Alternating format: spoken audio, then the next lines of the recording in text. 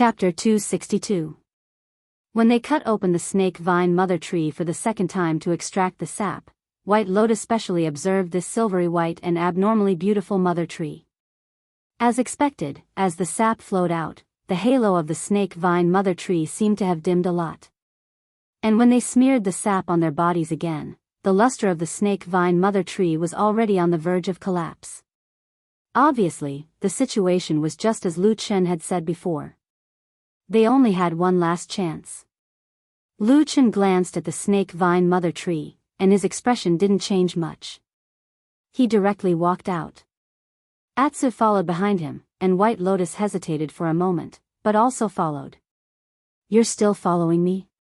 Lu Chen didn't look back, but his voice could still be clearly heard. "You really don't want to live anymore?" White Lotus looked at his back and said, "Tell me the secret of the blood food on Atsu's body, and I'll leave immediately." Lu Chen's footsteps paused for a moment, then he turned his head, and a strange and complicated expression appeared on his face. He said, "I let you go because I'm worried that you'll be in danger if you follow me. I'm afraid that I'll harm your life. This is my kindness to you. But why do I feel like you're using my kindness to threaten me?" White Lotus thought for a moment, but nodded and said, "That seems to be the case." Lu Chen said indifferently, "Do you think that good people are easy to bully? I sympathize with you and think for your sake, so you deserve to be threatened and bullied?" White Lotus remained silent. Lu Chen shook his head and said, "There's no such logic in this world." White Lotus walked to his side. She wanted to say something but hesitated. In the end, she sighed and said, "I said the wrong thing. But I still want to say that even if there's no such logic in this world, there are many such things in this world." This time, it was Lu Chen's turn to fall silent. A long while later, he softly sighed and said, "Therefore, I will not be a good person." In the end, Lu Chen and White Lotus were separated in this snake-overgrown forest. White Lotus didn't feel that her relationship with this man had reached the point of life and death, nor did she have the intention to go on a dangerous journey with him. Lu Chen also didn't reveal any secrets to White Lotus until they parted ways.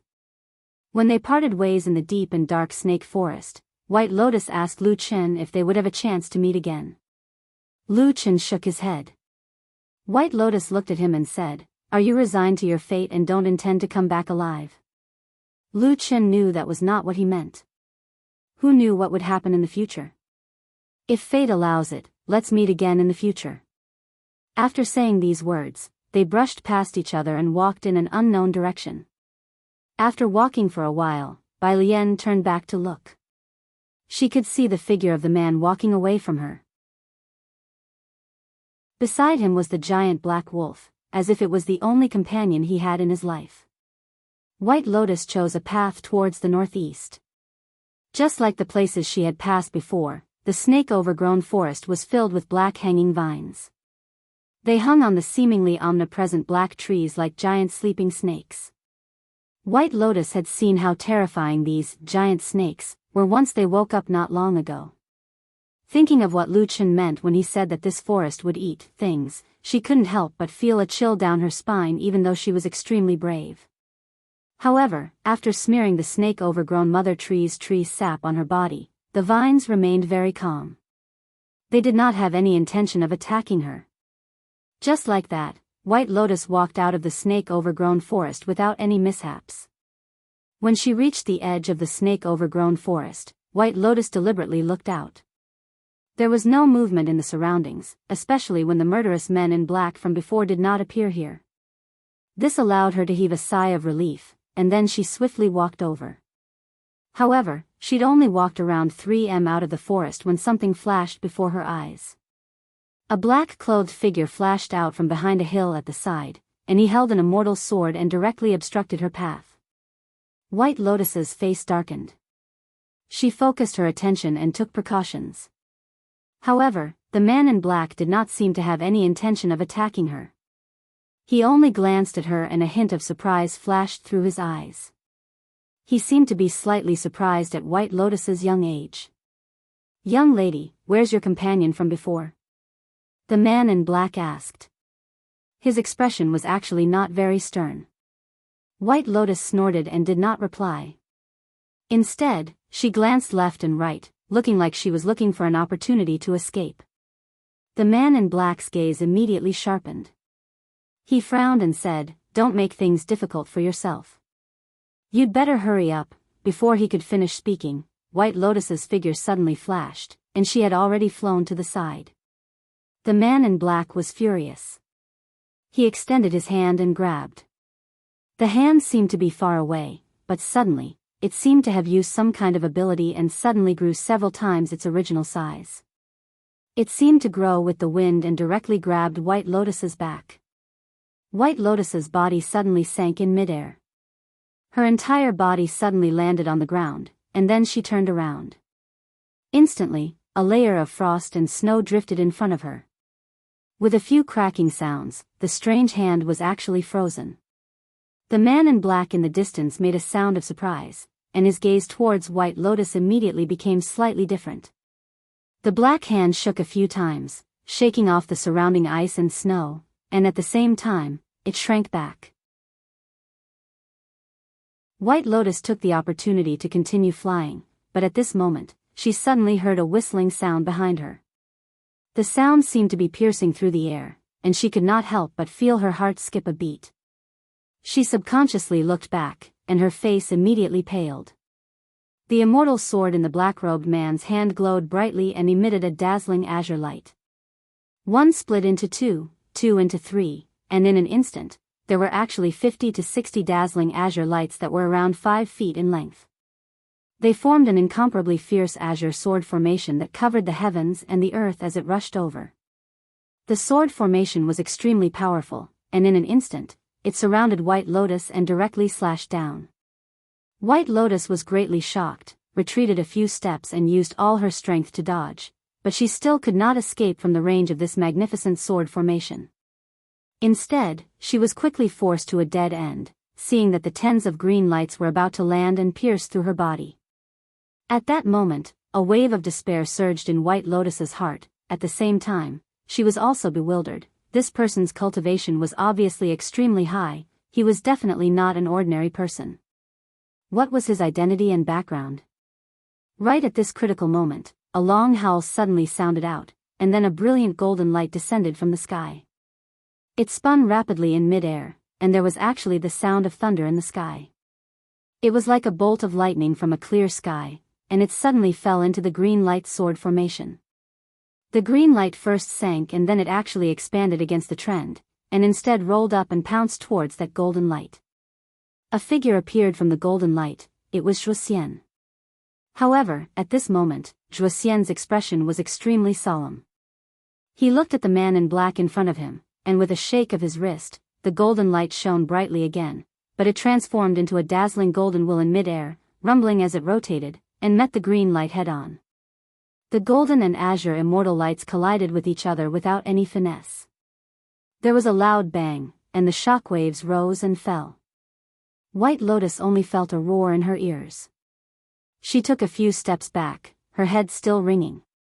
The golden and green lights slowly retracted, and in mid-air, Zhuoxian and the man in black hovered in mid-air, facing each other. After a moment, Zhuoxian took a deep breath, and was the first to put away the magic treasure in his hand. He cupped his hands and said, "Thousand Extremes dark green sword, which senior brother of the Thousand Extremes sect are you?" The man in black stared at Zhuoxian's face, and after a moment, he nodded slightly.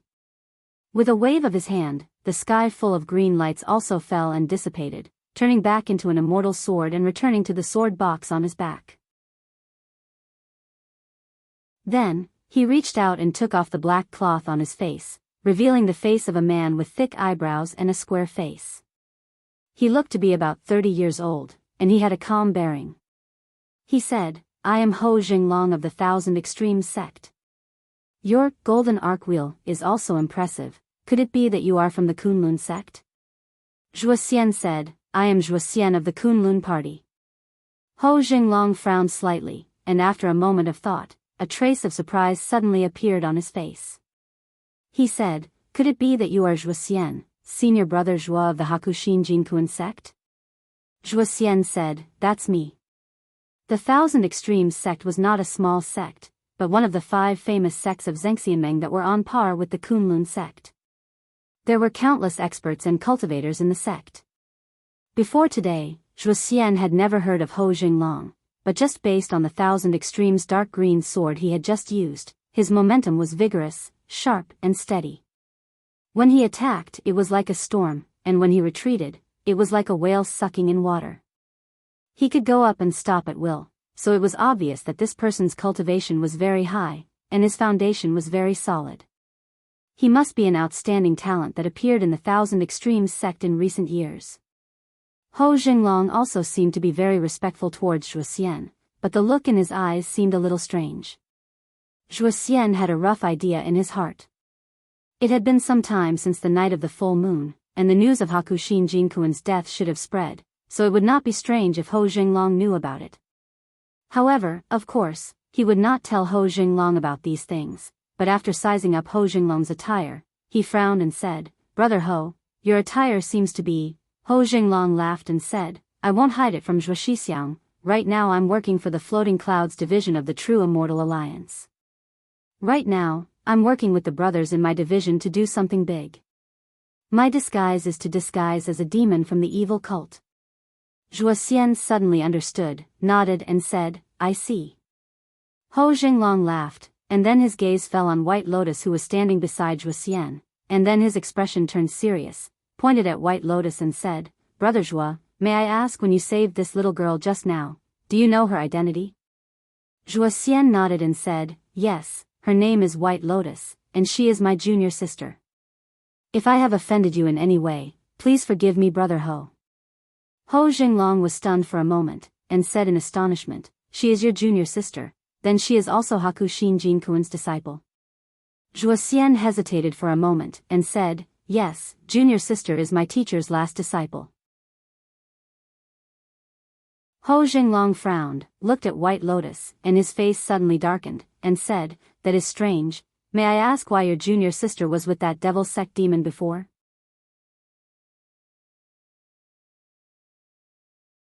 Chapter 263. Evil Sect Evil Person.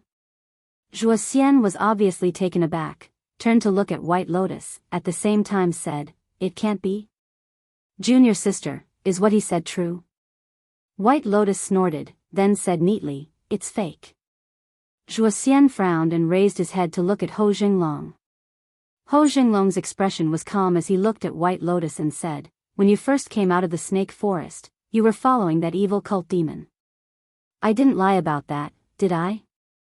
White Lotus said, "I am with that person, but he is not the evildoer of the evil cult." These words of hers were said with incomparable firmness, with an air of decisiveness that could sever nails and chop iron. Hou Jinglong was stunned for a moment, and Zhuxian also pondered for a moment, cupped his hands and said to Hou Jinglong, "Hou brother, my junior sister is talented and intelligent, deeply favored by my teacher Hakushin Jinkuan. Her family background is also excellent, so in terms of sentiment or reason, it is indeed impossible for her to be evil sect people. There must be some misunderstanding before." Hou Jinglong obviously had some respect or fear for Zhuxian's identity, and in addition, Zhuxian's words were indeed reasonable. For a moment he could not help but hesitate, muttered, "But that person is also evil sect. Who said he is evil sect people?" White Lotus suddenly said loudly, "Have you seen the evil sect people who were chased for thousands of miles by a large group of evil sect people, running for their lives all day?" Hou Jinglong was shocked, said, "Evil sect people are also chasing that person?" White Lotus said, "Yes, I was almost killed previously, luckily Lu Chen saved me." Hou Jinglong frowned, a glimmer flashed deep in his eyes, seemed to be thinking about something. And Zhuxian looked at him, coughed, said, "Hou brother, I think what junior sister said may be somewhat reasonable. But right now I have something important to do. I need to bring junior sister back to Kunlun Mountain as soon as possible. I will take my leave first." Hou Jinglong hesitated for a moment before he nodded slowly and cupped his hands together. "If that's the case, please do as you wish, senior brother Zhua." Zhuxian nodded and then reached out to grab White Lotus's wrist. White Lotus subconsciously struggled, but in the end, she still sighed and obediently followed Zhuxian. Ho Jinglong's brows furrowed tightly as he watched the two of them leave. It was as if there was something he could not figure out. After a long time, he muttered to himself, "This doesn't seem right." Zhuo Xian brought White Lotus away from Ho Jinglong's place. After walking for a while, Zhuo Xian stopped, one hand still holding White Lotus's wrist. At the same time his other hand took out a glowing oddly shaped talisman from his bosom. When White Lotus saw that talisman, her face suddenly changed, her body struggled but Zhuo Xian's hand that was holding her wrist exerted force. White Lotus suddenly groaned in pain, her body went limp. Then Zhuo Xian stretched out his hand and stuck that talisman on the back of White Lotus's waist. That talisman suddenly lit up, transformed into several silver lights that wandered on White Lotus's body, like a silver snake raising its head, and also like lightning trembling. At that moment, White Lotus's face was reflected in silver. After a moment, these silver lights disappeared into her body. White Lotus's body shook, her face became pale, but there was anger in her eyes. She stared at Zhuo Xian and sneered, "Second senior brother, your cultivation is so much higher than mine, but you still used such a rare thing like the Forbidden Spirit Talisman to suppress my cultivation. This is too superfluous." Zhuo Xian was silent for a moment, then gently let go of White Lotus's wrist and said, "Little junior sister, I have no evil intentions towards you. It's just that you are too young and the world outside the mountain gate is too dangerous for you. I have no choice but to bring you back to the mountain. I did this because I was afraid of hurting you."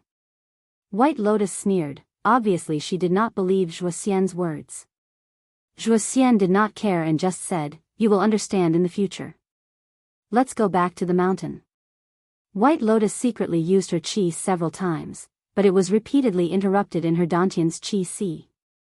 She could not use her spiritual power to activate various magical powers.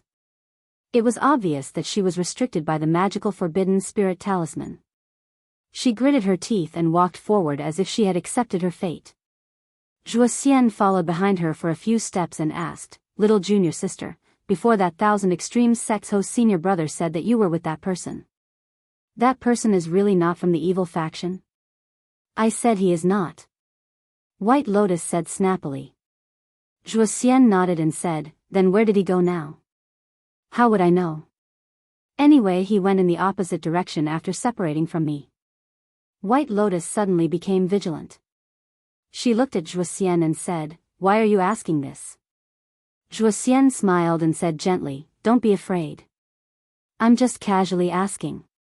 My priority now is to escort you back to Kunlun Mountain. I don't care about anything else." White Lotus's expression relaxed a little. She snorted and continued to walk forward. Zhuo Xian's footsteps slowed down a little. He looked to the side and saw that behind a forest several feet away, a figure had quietly appeared. It was He. He nodded at Zhuo Xian from afar. His face didn't show much expression. He turned around and left. The direction he walked in was the opposite direction of Zhuo Xian and White Lotus. Zhuo Xian stared at He's back for a moment. Then he stepped forward and caught up with White Lotus. "Second senior brother." White Lotus suddenly called out. Zhuo Xian responded and said, "What's wrong? When Master died, what did he look like?" Zhuo Xian's body shook slightly. After a moment of silence, he said softly, "I didn't see it with my own eyes. I don't know. A deity transformation stage lord died just like that." White Lotus' face, which still carried a trace of childishness, suddenly became a little sad, and said, "Even if we cultivate for the rest of our lives, it's hard to say whether we can reach Master's realm, not to mention the higher realm of immortality. Second senior brother, tell me, why do we have to work so hard to cultivate?" Zhuo Xian was silent for a long time. He said, "You're so young. Why do you think so much?" White Lotus said, "It's natural. Haven't you thought about this, second senior brother?" Zhuo Xian smiled and said softly, "I have thought about it. I have thought about it many, many times." Lu Chen walked in the opposite direction of White Lotus. He was probably heading southwest. In short, He was trying his best to avoid those men in black, no matter who they were. While walking in the forest, Luchin didn't speak for a while. He remained silent. Atsu followed beside him. He seemed to feel something was wrong and looked up at him from time to time. "I'm fine," Luchin said to Atsu, "but if I'm really found by them and I have nowhere to run, what will you do, Atsu?" Atsu tilted his head as if he was thinking. Luchin praised and said, "You actually know how to think now. You're not so stupid after advancing." "Woof woof," Atsu barked. Luchin grinned and said, "Looking at your mighty and majestic appearance, it's really funny to suddenly bark like a dog." As he said that, he reached out and hugged Atsu's neck. Atsu stuck out his tongue and licked his face. It felt a little warm. "If I really can't do it, you can run by yourself." Luchin leaned against Atsu's huge head and suddenly said softly. Atsu didn't respond. Luchin didn't know whether he understood or not. Luchin didn't say much. After a while, he suddenly sneered and said, "Requiem talisman, Requiem talisman. Do you know what Requiem means?" Atsu turned his head and looked at him. They probably have long forgotten the meaning of these two words. He glanced at the sky and said lightly. At this moment, in front of him, there was a line of light that slowly lit up. Not far away was the edge of the snake forest. It was quiet inside and outside the forest. It looked cold and desolate. The scenery in this direction was completely different from the place where he first came out. There were many trees before, but in the southwest direction, there were many stones and hills. Further away, there was a mountain range. Luchin hid at the edge of the forest and secretly peeped outside for a while. There was no movement in the surroundings, but he didn't dare to be careless. His eyes were bright, and he continued to look left and right. After a while, he looked at the mountain range in the distance. He saw that the mountain was tall, but the shape of the mountain range was a little strange. It was shaped like a giant rat. From afar, the mountain was rugged and had many cracks. Only a few places had green trees. Most of the mountains were barren and cracked. Lu Chen's heart moved. He thought about a mountain that he had heard of before. It was similar to the mountain in front of him. It was called Rat Hill. The Rat Mound Mountain was an extremely dangerous place. The most frightening thing about it was that the Cloud Earth Rat, a demonic beast unique to this place, lived in the mountain. Its body was as big as a domestic dog, and it had sharp teeth and crimson eyes. It often lived in groups in the huge underground crevices of the Rat Mound Mountain, and its temperament was exceptionally cruel and bloodthirsty. However, after crossing Rat Hill and heading south, there was another place called Evil Python Valley. Although it was called a valley, it was actually a precipitous cliff.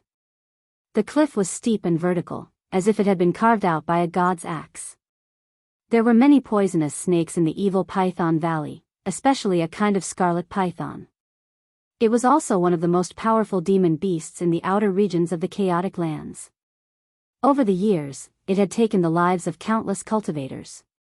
The Rat Mound Mountain and the Evil Python Valley were practically connected and were both extremely dangerous places.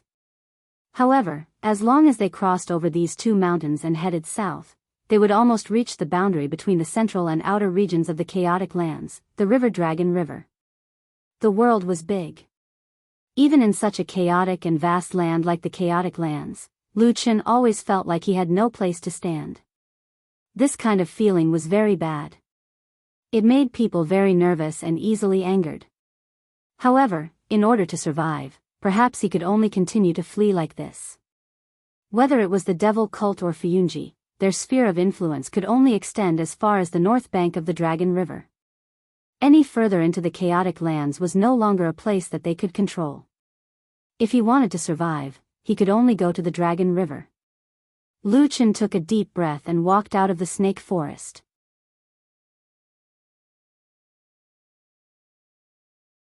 Chapter 264. The area of this snake forest was not small. The group of black-clothed men that appeared before was about a dozen in number. Of course, it was impossible for them to really seal off this part of the forest to the point where it was airtight. Previously, they were able to block Lu Chen's path mostly because of the Requiem talisman. But this time, after Lu Chen came out of the snake forest, he did not see any black-clothed men in the vicinity. Of course, this was a kind of luck. Obviously, because they had lost the guidance of the Requiem talisman, those black-clothed men were forced to separate. And even if one person guarded a section, it was unlikely that they could completely guard all the loopholes. Without any hesitation, Lu Chen called Atsu over and sat on its back. Then, he lowered his body and lay on its back. He whispered, "Run for your life." The giant black wolf's spirit was lifted. It stepped forward and began to run. Its speed increased rapidly. In the blink of an eye, it rushed forward like an arrow leaving the bow. At the same time, the wolf raised its head and seemed to be a little excited. When it opened its mouth and was about to howl, it suddenly heard Lu Chen's faint voice, "Oh yes, don't howl. If you alarm others, we'll be finished." Atu staggered and forcefully swallowed the long roar he was about to make, and then sprinted away. However, good things did not last long. Even though Lu Chen had tried to hide his figure as low as possible, people still noticed the movement here. Suddenly, whistling sounds and exclamations rose and fell. There were light figures in the sky and on the ground rushing in this direction. Lu Chen's expression did not change. He only looked back and then hugged Atsu's neck tightly. He said, "Let's run. If we are caught, we'll die." Atu no longer concealed his tracks. He suddenly let out a long howl, and his speed doubled once more. In the blink of an eye, he had actually increased the distance between him and those cultivators who had cultivated to a higher level. Exclamations of bewilderment could be heard from the group of pursuers behind them. They seemed to be surprised by Atsu's powerful legs and strength. Even Lu Chen was a little surprised. Compared to the pursuers, he was lying directly on Atsu's back. He could clearly feel the explosive power contained in Atsu's bulging muscles under its black fur. It was far more powerful than he had imagined. For a moment, a spectacular scene of a chase took place in the land of chaos. Black Wolf Atsu carried Lu Chen on his back as he ran for his life. Behind him were 5 or 6 black-robed men who were chasing after him. As time passed, more black-robed men came from other directions in the snake-overgrown forest. They gradually gathered together and charged at Lu Chen. Generally speaking, there were only 2 kinds of demonic beasts in the world when they ran at full speed. One was fast, and the other was slow. Those who were slow would naturally be caught and killed. Those who were fast were extremely fast, almost faster than any cultivator who could fly in the sky. However, they generally could not last long.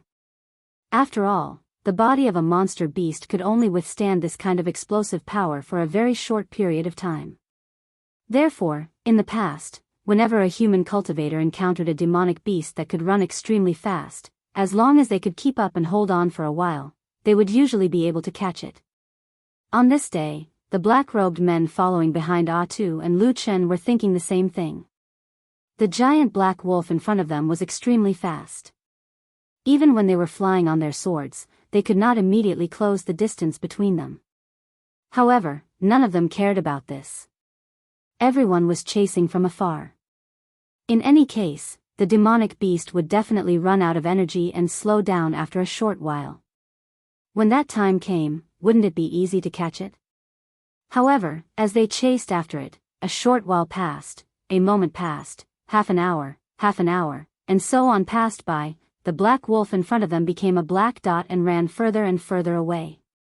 Those who were flying on their swords in the air and those who were running on the ground all fell to the ground.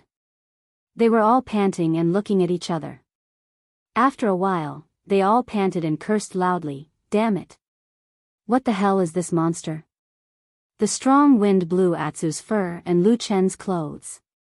This feeling lasted for a very long time until they could no longer see the shadows of those black-robed men. Not far ahead was the rat hill that Lu Chen had seen before.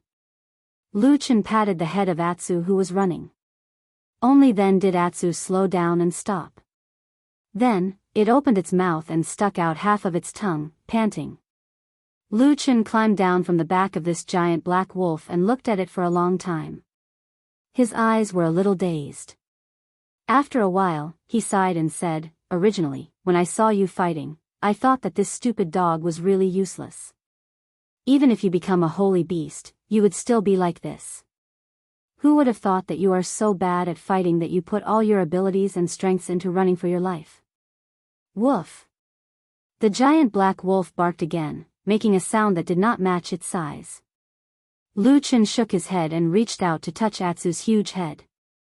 He sighed and said, "The best holy beast in the world at running for its life. Alright, at least it has an unparalleled ability."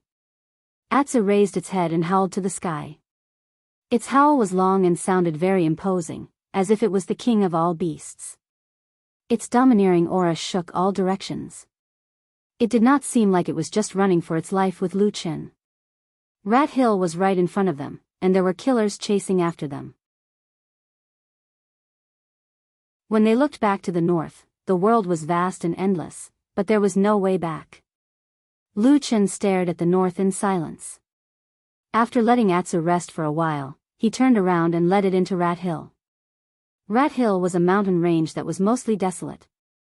Many huge and bottomless cracks could be seen all over the mountain. They were deep and dark, leading to unknown places. Legend had it that the infamous demonic beast Cloud Rat lived in these cracks. Lu Chen had heard of the Cloud Rat, but he had never seen one before.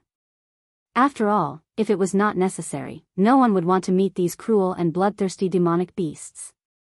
Especially demonic beasts like the Cloud Rat, which usually moved in groups. Once they were alarmed, they would swarm in groups of hundreds or even more. Just the thought of it was enough to frighten anyone. If he had a choice, Lu Chen did not want to go through Rat Hill. But the killers chasing after him were very urgent, and no one knew if there would be new killers popping out of nowhere, such as the demonic cult, which had a deep hatred for him. So after thinking about it, it seemed that no matter how fierce a demonic beast was, it was still better than a human. So, it was better to go this way. As long as he passed through Rat Hill and the evil Python Valley, he would reach Longchuan. After crossing the legendary dangerous river, he would probably be able to shake off his pursuers. That is, if he could still survive at that time. The road on Rat Hill was surprisingly not too difficult. A large part of the reason was that the mountain was not steep or precipitous, and the terrain was relatively flat. In terms of the shape of the mountain, except for the places where the cracks cut off, most of the roads could be safely crossed. Lu Chen and Atsu carefully walked on the mountain, trying their best to avoid the big cracks, and leaping over the small ones. After walking like this for half a day, nothing happened. The legendary Cloud Rat was nowhere to be seen. The huge cracks were eerie and silent, without the slightest sign of movement. This situation was somewhat out of Lu Chen's expectations, because the legendary Cloud Rat's ferocity was no joke. He was even prepared to run for his life with Atsu at any time, but now it seemed that there was no need for that. But of course, this was a good thing, not a bad thing. The sudden disappearance of the Cloud Rats made Lu Chen's expected thorny and dangerous road suddenly smooth. Lu Chen even let Atsu rest and recover his strength, then rode on Atsu's back and let him run the rest of the way. In any case, as long as there were no demonic beasts like the Cloud Rats on the mountain, it was really easy to walk. They just had to avoid the cracks. Just like that, after running for half a day, at dusk on this day, they actually smoothly crossed the legendary mountain that was said to be extremely dangerous. Under the afterglow of the setting sun, looking back at the barren Rat Mound mountain, Lu Chen still felt that it was unreal. He thought to himself, where did all those savage and bloodthirsty Cloud Rats go? Could it be that some strange natural disaster had happened in this desolate place and directly wiped out all those demonic beasts? Because they didn't encounter any obstacles, their journey over the Rat Mound mountain was very smooth, so their pursuers didn't catch up until now. Moreover, it would be even more difficult to find him at night. Lu Chen's heart calmed down quite a bit, and he even began to consider whether or not he should continue fleeing south. After all, the evil Python Valley, especially the Dragon Creek, was an extremely dangerous place. It would be best not to go there if he could avoid it. But this thought was quickly dispelled by the cold reality. The dangerous night of the disordered lands did not stop the murderous men in black. They were like persistent hunters who chased after them once again, crossing over the Rat Mound Mountain in the darkness of the night. Maintaining his vigilance and never letting his guard down had once again saved Lu Chen's life. One of the early warning traps that he had set up behind him had been triggered, reminding him that there was indeed no place for him to stand on this piece of land. Then, he and Atsu ran for their lives like stray dogs, fleeing in panic in the dark of the night, avoiding the assassins who had blended into the darkness. That night, mournful cries could often be heard in the disordered lands. Those cries were mostly from unlucky demonic beasts who had encountered unexpected misfortune. But at the same time, Lu Chen had a strange feeling that he was being watched by a poisonous snake. A pair of icy cold eyes was staring at his back from the depths of the night. No matter how he ran, the eyes would not let go, sending a chill down his spine. He ran for an entire night and managed to shake off the men in black, but the feeling never left him.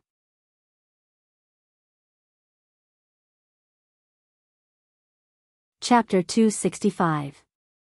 Before dawn, when the sky was still gloomy and dark, Lu Chen and Atsu arrived at the outskirts of the evil Python Valley. In the dark, they couldn't see what the valley looked like. It was said that there were snakes and poisonous creatures everywhere, but the unique smell of snakes and insects in the wind indicated the danger ahead. They were still in the open area outside the evil Python Valley. If it was just the smell of ordinary snakes, it would probably be blown away by the wind. However, the smell was still so strong even though they were so far away. One could imagine how many snakes and poisonous creatures there were in the valley. Atsu was restless beside Lu Chen. This was rare. Even when they were escaping, Lu Chen didn't see Atsu have this kind of reaction. He stood beside Atsu and gently hugged its neck. Then, Atsu quickly quieted down.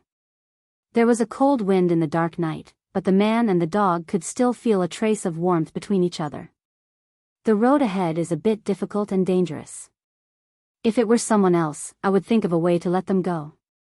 Lu Chen said with a sigh, but you are so stupid and so gullible. I really don't want to let you go.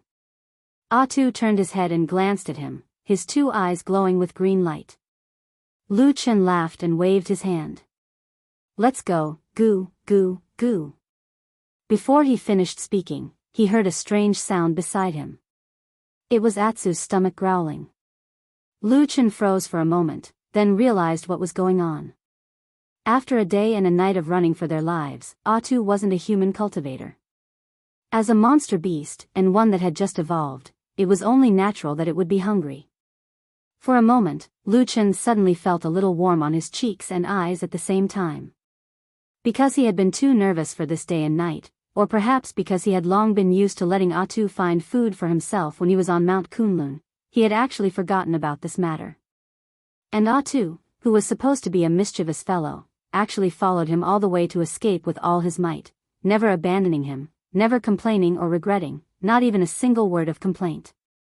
Lu Chen took a deep breath in the dark and smiled. He patted Atsu's head and said softly, "Let's go find something to eat." It was not an easy task to look for food before the sun rose, especially considering that Atsu was no longer the same as before.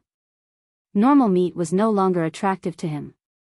At least when Lu Chen offered him some dry rations, Atsu looked at it with disdain and almost snorted in disdain. Well, a holy beast that had evolved naturally needed to eat higher quality food. Ordinary meat was not enough, so they could only look for monsters. The most obvious place to look for monsters was the evil Python Valley. However, entering a valley full of poisonous creatures in the middle of the night was no different from seeking death. Lu Chen didn't want to go, and the half-starved Atsu didn't want to go either. It looked like it was disgusted by the fishy smell. Therefore, Lu Chen could only bring Atsu to the mountain ridge next to the evil Python Valley. He wanted to see if he could catch a few unlucky demonic beasts and feed them to this saint beast who was good at escaping. Then, when the sun rose, he would think of a way to pass through the evil Python Valley and go straight to the Dragon River. The evil Python Valley was, in fact, a valley that had suddenly sunk in the middle of a majestic mountain range that stretched for tens of thousands of miles. Although the damp and gloomy environment had bred countless poisonous insects and monsters, in terms of terrain, the evil Python Valley was actually one of the most convenient paths to the Dragon River. Of course, if it was someone at the level of the Yuanying stage, they would naturally not fear the high mountains and the strong wind that could disperse spiritual energy in the sky. They could directly fly over the top of the mountain. Although Lu Chen had a strange Taoist technique like the Black Flame, which was very powerful in actual combat, he was not good at flying. Moreover, apart from himself, there was also a huge black wolf Atsu following him. It was even more impossible for him to fly over the mountain ridge. Therefore, when he and Atsu walked up the nearest mountain ridge and looked at the mountains in front of them, they couldn't help but let out a sigh. But very soon, he suddenly turned around and looked back. Behind him was the pitch-black night. Darkness was everywhere, but other than that, there seemed to be nothing and no movement. However, just now, Lu Chen clearly felt that strange, cold gaze like that of a poisonous snake again. He frowned, and after a while, he turned around expressionlessly and walked up with Atsu. However, this night, they didn't seem to be very lucky.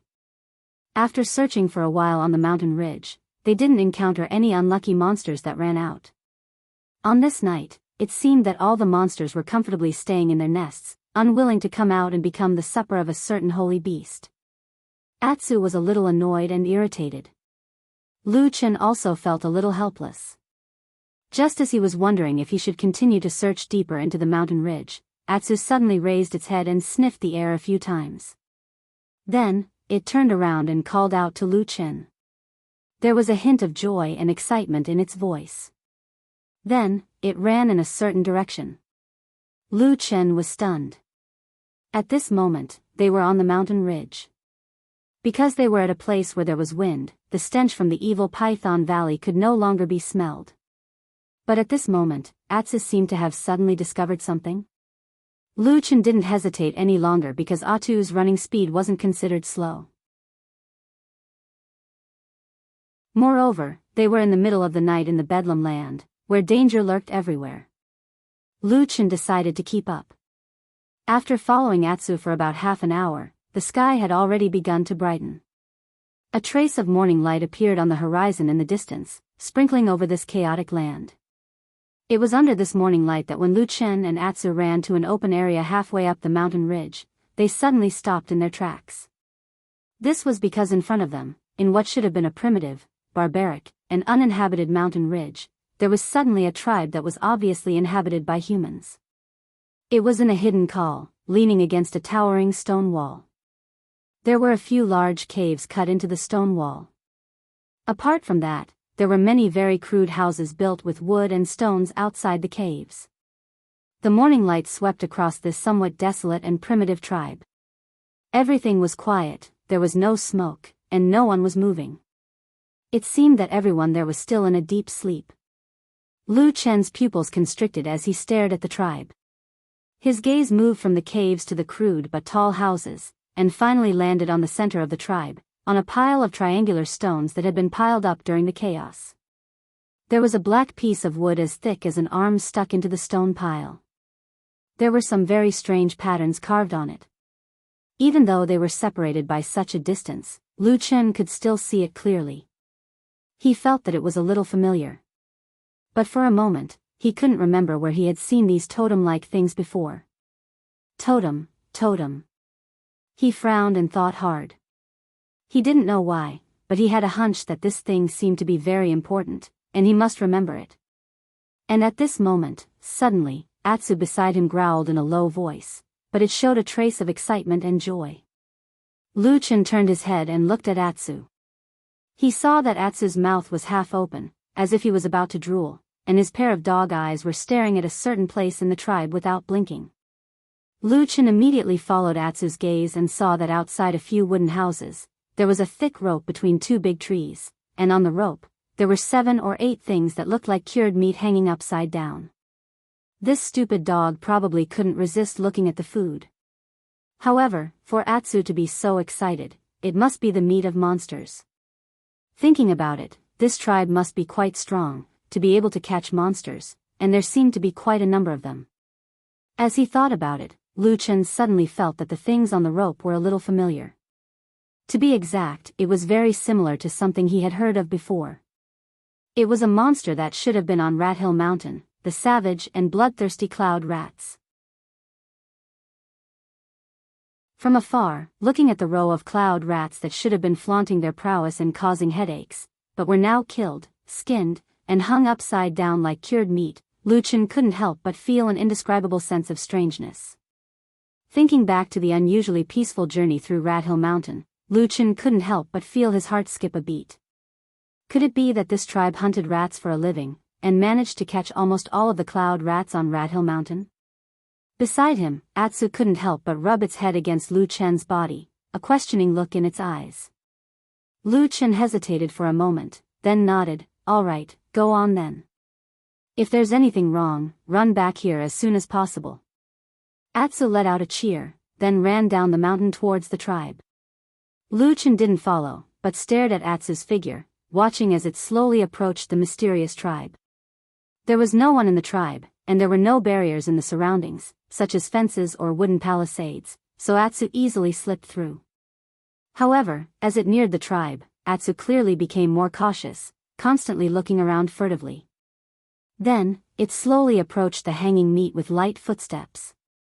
After a moment, it suddenly leapt up and bit down on a cloud rat. With a forceful tug, it immediately pulled the thing down. Atsu turned and ran, but the commotion had already alerted some of the people in the tribe. A moment later, someone ran out from the nearest house, angrily cursing at Atsu. He even threw out a stone spear. With a tut, the stone spear pierced the spot where Atsu had just run, buzzing and vibrating non-stop. In the distance, Lu Chen's body suddenly trembled. Looking at the person cursing angrily in the morning light, his face was ferocious, his mouth was filled with fangs, and his forehead was painted with many strange patterns. In an instant, Lu Chen came to a realization. This was a barbarian. This tribe was a barbarian tribe. As for the totem pattern that gave him a familiar feeling, he had indeed seen it with his own eyes. It was the same totem pattern that he saw on the face of the fire shaman 10 years ago in the Battle of the Desolate Valley.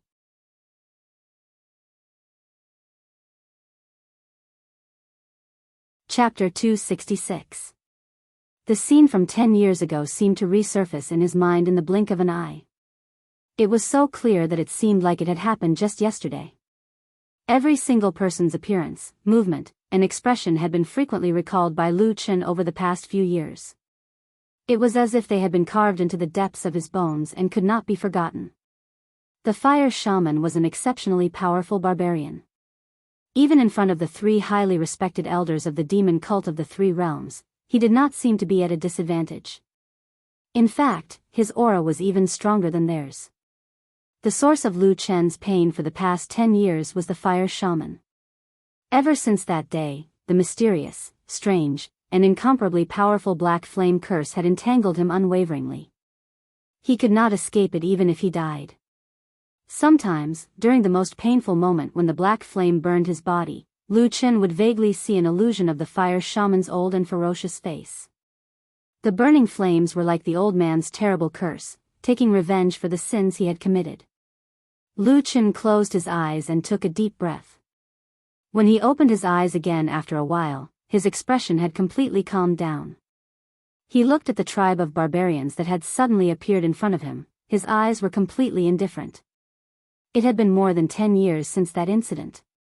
It was a long and painful period of time, but he had never regretted it. There were barbarians in the disorienting lands. As for their origin, it was because of the earth-shattering war between the human race and the barbarians thousands of years ago. The barbarians suffered a crushing defeat and retreated to the southern wasteland. However, because of the overwhelming strength of both sides, the weather changed, the mountains collapsed, and the earth cracked. Even the topography of the disorienting lands had changed. After the shocking and bloody battle, most of the barbarians retreated. However, there was still a portion of barbarians that had been cut off from the disorienting lands forever, never to return to the southern wasteland. As the victors, the human race did not show any mercy to these barbarians. Once the barbarians were discovered, they would be killed. Hence, in the end, this group of barbarians were forced to escape into the depths of the land of chaos. To be more precise, they hid in the treacherous central region of the land of chaos. Only then did they barely manage to escape the pursuit of the human race. For many years, the barbarians could hardly be seen in the outskirts of the disordered lands. Only some old barbarians who had been cruelly exiled due to their old age could be seen occasionally. For example, the barbarian that Lu Chen and Exin saw was one such barbarian. Apart from that, the fact that the barbarian tribes could only barely survive in the central region of the chaotic lands was a well-known fact that was deeply ingrained in everyone's hearts. However, the scene before him clearly told Lu Chen that things seemed to have changed. Looking at the caves on the mountain walls and the many houses made of wood and stone, it was obvious that the size of this tribe was not small. There were at least over 100 people. For such a large tribe to sneak into the outskirts of the disordered lands without anyone noticing was indeed a shocking matter. Furthermore, looking at the houses and caves of the tribe, it was obvious that this tribe had been here for a long time. Why did these barbarians suddenly head north? Even if they risked being discovered by the human race, they still chose to secretly settle down on the north bank of the Dragon River. Lu Chen did not know the reason behind this, but he guessed that the central region on the south bank of the Dragon River was too dangerous. Or perhaps this small tribe could no longer withstand the many dangers there, so they decided to take this risk. Needless to say, the tribe had chosen a very clever location. In front of them was the Rat Mound Mountain, and behind them was the evil Python Valley. Both were notoriously dangerous places. Normal humans would never come here. Even if there were people who happened to pass by, they would usually walk straight down the mountain. They would not think of running into the mountain valley to investigate, so it was very difficult to discover this tribe's hiding place. Unfortunately, Lu Chen and Atu discovered the location of this secret due to a stroke of luck on this day. Atu ran back with the cloud mouse in his mouth. He had long since shaken off the barbarians behind him. From afar, the barbarians could only curse a few times, then helplessly went to clean up the mess. Passing through the rocks and trees, Atsu ran back to Lu Chen's side and placed the dead cloud rat in front of Lu Chen. It even wagged its tail at Lu Chen, looking very pleased with itself. Lu Chen smiled and patted its head, saying, "You're amazing. Eat up." Atsu didn't stand on ceremony. It buried its head and began to chew away. The cloud rat was a type of demonic beast. The spiritual energy contained in its flesh was much stronger than that of ordinary wild beasts. It was just right for Atsu's current situation. It seemed to be eating with relish. As for Lu Chen, he naturally wouldn't fight with Atsu for food. He only looked at the tribe from afar, carefully observing it. As the morning sun shone down, the sky gradually brightened. More people in the tribe began to wake up. Lu Chen saw more barbarians, and he also saw that their faces were covered with strange tattoos. They looked very familiar. They seemed very similar to the tattoos on the face of the fire shaman 10 years ago. Lu Chen's face became more and more stern and cold. Atu happily finished his feast. Although the cloud mouse was much smaller than him, Atu seemed to be very satisfied with his meal. He even let out a loud burp as he walked up to Lu Chen. Of course, it wasn't because it had eaten too much meat, but because Atsu's body was absorbing the rich spiritual energy contained in the cloud rat's flesh. Lu Chen looked down at Atsu, then softly said, "Let's go, Atsu. Let's go take a look over there." As he spoke, he brought Atu along as he flashed towards the tribe. Of course, Lu Chen wasn't stupid enough to walk straight through the gate. Instead, he used the surrounding terrain and forests to circle around, slowly approaching the tribe from the back. As he got closer, he could see many things more clearly. The men and women of the tribe, and even some of the children, all had tattoos on their faces. It seemed to be some kind of tradition passed down from ancient times, or perhaps it was some kind of religious totem. Most of them were very similar. From this, it seemed that the fire shaman of the past was inextricably linked to this tribe. But as Lu Chen carefully observed, he quickly came to a somewhat surprising conclusion. This tribe didn't seem to be very strong. Not to mention the incomparably terrifying fire shaman of the past, Lu Chen didn't even see a single barbarian that was even half as powerful as that expert. He even vaguely remembered that during the Battle of the Desolate Valley, the fire shaman had brought along 7 incomparably powerful barbarian warriors. They were similarly terrifying existences that inspired awe and veneration, but he also didn't see them in this tribe.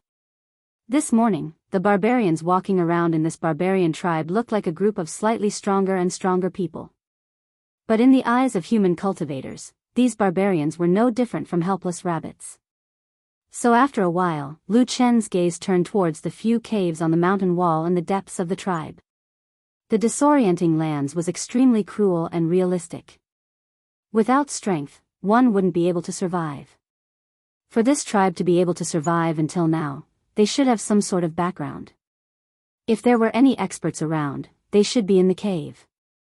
Atsu accompanied Lu Chen in the hidden forest for a while. Gradually, it became a little impatient and softly called out a few times. Lu Chen patted its head and said, "Don't worry, these barbarians can be considered as my enemies. Moreover, they are of some use to us." About an hour after dawn, under the watchful eyes of Lu Chen, the tribe suddenly changed. Everyone walked out of their wooden houses and came to the center of the tribe, surrounding the pyramid that was pierced by black wood. After a while, from the cave under the mountain wall, people started to walk out one after another. Just as Lu Chen expected, the barbarians that came out of the cave this time were much stronger than the barbarians that came out of the cave. Not only did the warriors look sturdier and stronger, but there was also an old priest that came out from the back of the crowd that was surrounded and protected by many strong warriors. In the system of the barbarian tribes, the shaman held a supreme position. He represented the ability to communicate with the most sacred ancient ancestors of the barbarian world, and obtain the power that had been passed down from ancient times. However, powerful individuals like the shaman were rare. They needed the right time, the right place, and the right people, as well as an especially good opportunity. Therefore, in most of the barbarian tribes in the southern continent, there were more people like the priest who were of a lower rank. People like the shaman or the priest basically occupied the leading position in the barbarian tribes. They possessed the rare wisdom of the barbarians, who were known for their brute strength. They were the backbone that guided the growth and development of the tribe. At the same time, they were also the minority of the barbarians who could master the shaman witchcraft. This kind of power, which was completely different from the cultivation world of the central continent, was extremely powerful. During the 1,000-Year War, countless people were plunged into misery and suffering. And now, Lu Chen's gaze was fixed on the old priest in the crowd. His eyes flickered. The old priest looked so old that even his fangs had fallen out. He walked with a trembling gait, as if he was a candle that had one foot in the grave. If it was according to the cruel survival rules of the barbarian tribes in the chaotic lands, this old man would have been banished from the tribe long ago and left to fend for himself. But of course, the priest was different. The strong barbarian warriors around the old man clustered around him, their eyes filled with reverence. Then, they slowly walked to the center of the tribe and stood in front of the pile of stones. After the old priest steadied himself, he began to stretch out his hands. Facing the strange black wood, he began to chant some kind of strange and sorrowful song. Along with this song, all the barbarians knelt on the ground, prostrated themselves on the ground, and kowtowed to the totem carved on the black wood. Their faces were filled with reverence and yearning. Lu Chen looked at all this indifferently, then he raised his head and looked in the direction of the mountain ridge that he had come from. He thought to himself, those righteous evil cult assassins who enforce justice on behalf of the heavens should be catching up soon.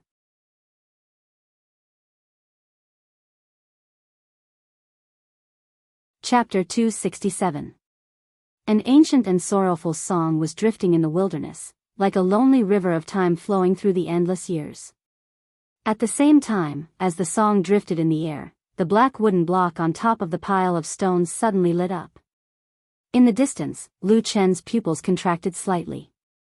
At that moment, he clearly saw the strange pattern that was originally engraved on the black wooden block began to glow. From the very beginning, it slowly spread along the pattern until the entire wooden block was lit up. When all the patterns on the black wooden block, which was also the totem, were completely lit up, all the barbarians who were kneeling in the surroundings shouted in unison. Their voices were majestic and full of reverence, as if they were telling their ancestor about their endless worship. At this moment, a ball of flames suddenly ignited from the black wooden block, and began to burn fiercely. The barbarians' shouts became louder and louder, and many of them kept kowtowing. In the distance, Lu Chen's body suddenly trembled. He only felt that his ocean of qi was churning, as if the sky and earth were spinning, and the divine will was reversing. He let out a muffled groan and stretched out his right hand, subconsciously grabbing a small tree next to him. In an instant, black flames gushed out from his palm, and burned the small tree into charcoal. However, this sudden throbbing came and went very quickly. Not long after, the black flames disappeared from Lu Chen's hands and eyes, and he returned to normal. However, Lu Chen's eyes revealed a hint of shock. Then, his eyes stared at the pile of stones that was surrounded by the barbarians, and the black wooden block that was stuck upside down on top of the pile of stones. There was something strange about that black wooden block. Lu Chen made this judgment in a split second. Because for so long, especially after he had swallowed and mastered that strange black flame, the only thing that could make the black flame in his body lose control was the unknown mysterious force in the forbidden area of Kunlun Mountain. Apart from that, it seemed like there was only the black wood of this mysterious tribe. Of course, the difference in strength between the two could be said to be like heaven and earth. Both were caused by the resonance in Lu Chen's black fire power. However, the power in the depths of Kunlun Mountain was so powerful that it was almost impossible for a human to contend against it. On the other hand, the black fire resonance that the piece of black wood in front of him could be said to be very weak. In fact, it only took a moment for Lu Chen to regain control of the black fire in his body. This piece of black wood was actually related to the power of black fire. This discovery made Lu Chen very surprised. But when he thought that the fire shaman might have come from this tribe, everything seemed to be explainable. Lu Chen even vaguely guessed that perhaps it was his ambush in the desolate valley that killed the fire shaman. After losing such a powerful shaman, as well as the 7 abnormally powerful barbarian warriors who followed the fire shaman to the desolate valley, this tribe must have inevitably weakened. From the looks of it, he and this tribe were really fated. Of course, Lu Chen was not a soft-hearted person. He looked at the scene of the destitute barbarian tribe below. His expression did not change. His pair of eyes stared at the piece of wood most of the time, deep in thought. Then, as if he sensed something, he suddenly raised his head and looked into the distance. He saw that at the entrance of the call, there were a few sword lights flying in the sky. The forest on the ground was quiet, but occasionally a few birds would suddenly fly up in fright, flapping their wings and flying away from the forest. Lu Chen pursed his lips. After a moment of silence, he stood up and led Atsu down the dense foliage of the forest, slowly approaching the quiet tribe. "Stay here and don't go out. Otherwise, your appearance will be too conspicuous. People will recognize you at a glance." Lu Chen brought Atu along as they slowly walked through the forest. He crouched down behind a bush that was the closest to the barbarian tribe. He then instructed Atu, "Wait for me here. When those people come in, I will also go down for a while. I should be back soon." Woof. Atsu seemed to understand Lu Chen's words, but it obviously did not agree. After lowering its voice and growling, it opened its mouth and gently bit the leg of Lu Chen's pants. It looked like it did not want him to go down and die. "Don't worry," Lu Chen patted Atsu's head and said, "I'm not as stupid as you. How could anything happen to me?" Atsu glared at him, its fangs crisscrossed, as if it was considering whether it should just bite this person to death. Lu Chen did not seem to feel anything. He hugged its neck and said to Atsu, "I have my own plan." Then, Atsu's eyes widened as it saw Lu Chen put his hand to his chest. After a while, he suddenly took out a set of black clothes. Then, he slowly took off his outer clothes and put on a black outfit. At this moment, Lu Chen's appearance was almost similar to the man in black who chased after him a few days ago. When he took out a black cloth and covered his face, there was no trace of the original Lu Qin. He looked like a devil cult killer. Atsu's eyes were fixed on him. Lu Qin smiled and then said to Atsu, "Thanks to my cleverness, I still have the black clothes that I snatched from Qingshideng village. Today, it will come in handy." The strange ceremony in the barbarian tribe was very long and boring, but none of the barbarians had any complaints about it. Every one of them looked very reverent. Obviously, to the barbarians, this worship of their ancestors was the most important thing in their lives. The old shaman never stopped singing. But perhaps it was because he was too old, or because his ability was limited. In the end, his physical strength obviously could not keep up. He had to rely on the support of a few barbarian warriors beside him to continue singing. But even so, the shaman did not have the slightest intention of giving up. He never stopped singing the ancient song. Even further away, the sword gleams that were circling in the sky slowly descended. In the end, they landed almost soundlessly in a forest outside of the kernel. After a while, more than 10 figures walked out of the forest, one after another. They stood on the hillside of the mountain forest, looking at the mysterious barbarian tribe from afar. Lu Qin could even see the shock in the gazes and expressions of the people on the other side. None of the black-clothed men expected to see such a scene in the wilderness. Soon, the group of people began to talk to each other, and even started to argue. Some of the men in black pointed to the distance and passed the tribe. It seemed to mean that the important matter was more important. But at the same time, there were also men in black pointing to the barbarian tribe in the call and saying something excitedly. At first, there were only 1 or 2 people in such a dispute. But soon, other people joined in. Then it quickly developed to the point that almost all the men in black joined in. They were divided into 2 groups that were almost evenly matched. The barbarians in the tribe were still focused on the strange ceremony. The men in black did not make a loud noise to disturb them. Lu Qin was quietly lurking on the other side of the tribe, patiently waiting. Finally, the men in black in the forest came to a final conclusion after an intense but low-key debate. Lu Qin stared at the forest. He saw the dozens of men in black slowly spread out. It was like a big net with sharp hooks with a murderous aura. It slowly surrounded the tribe. Many people took out their magical weapons in silence. The cold brilliance of the weapons glittered in the morning sun, as if they were thirstily waiting for blood to be poured on them. In the barbarian tribe, the old priest who was chanting suddenly trembled slightly. He seemed to have sensed something. He suddenly raised his head and looked at the surrounding forest. However, it was also at this moment that a flame soared into the sky. It was like a soul-chasing command talisman. In an instant, the surrounding forest around the tribe was filled with roars. The roars were like dragons and tigers, surging from all directions. Dozens of black figures rushed over at the same time. The sword light filled the sky. The trees fell and the trees were broken. The cold eyes of the god of death swept across the small kernel. The next moment, it was time for blood to splatter. Roar! A roar like that of a demon beast rang out from the crowd of barbarians.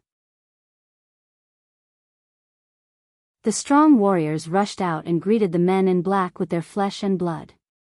But their enemies were the extremely powerful cultivators of the human race. They possessed terrifying strength and many magical techniques. Not to mention, they had the help of many magical weapons. From the beginning of the battle, there was a great disparity between the strong and the weak. At the moment of the first collision, blood splattered everywhere. At least 4 barbarian warriors were directly cut down. One of them was even brutally cut in half by the incomparably sharp immortal sword of the human race. In an instant, the barbarian tribe was filled with screams and cries. It was probably the relatives of the warriors who died in the battle. These originally strong barbarians were now like frightened sheep, frantically fleeing in all directions. Only the old priest's eyes were red. He suddenly raised both of his hands, and muttered an incantation. Then, several red lights shot out from his hands, and submerged into the barbarian warriors' bodies. Suddenly, the barbarian warriors roared wildly. Their bodies suddenly increased in size. They were almost like monsters. Their strength also increased by more than 2 times. They actually used this courage to temporarily block the attack of the men in black. But this strange method could not last long. Not all barbarian warriors could withstand the red light of the priest. Only 5 or 6 of the strongest barbarian warriors could. They blocked half of the men in black. But in other directions, the rest of the men in black had directly rushed into the tribe. In an instant, blood splattered everywhere. Swords were stained with hot blood. Heads fell to the ground and severed limbs flew. It was a bloody scene. The old priest seemed to be angry. He let out a loud roar and actually spat out a mouthful of blood. At the same time, in the chaos, no one noticed that Lu Chen, who was dressed in black and had his face covered with a black cloth, had also quietly entered the village. Then, he directly rushed towards the pile of stones.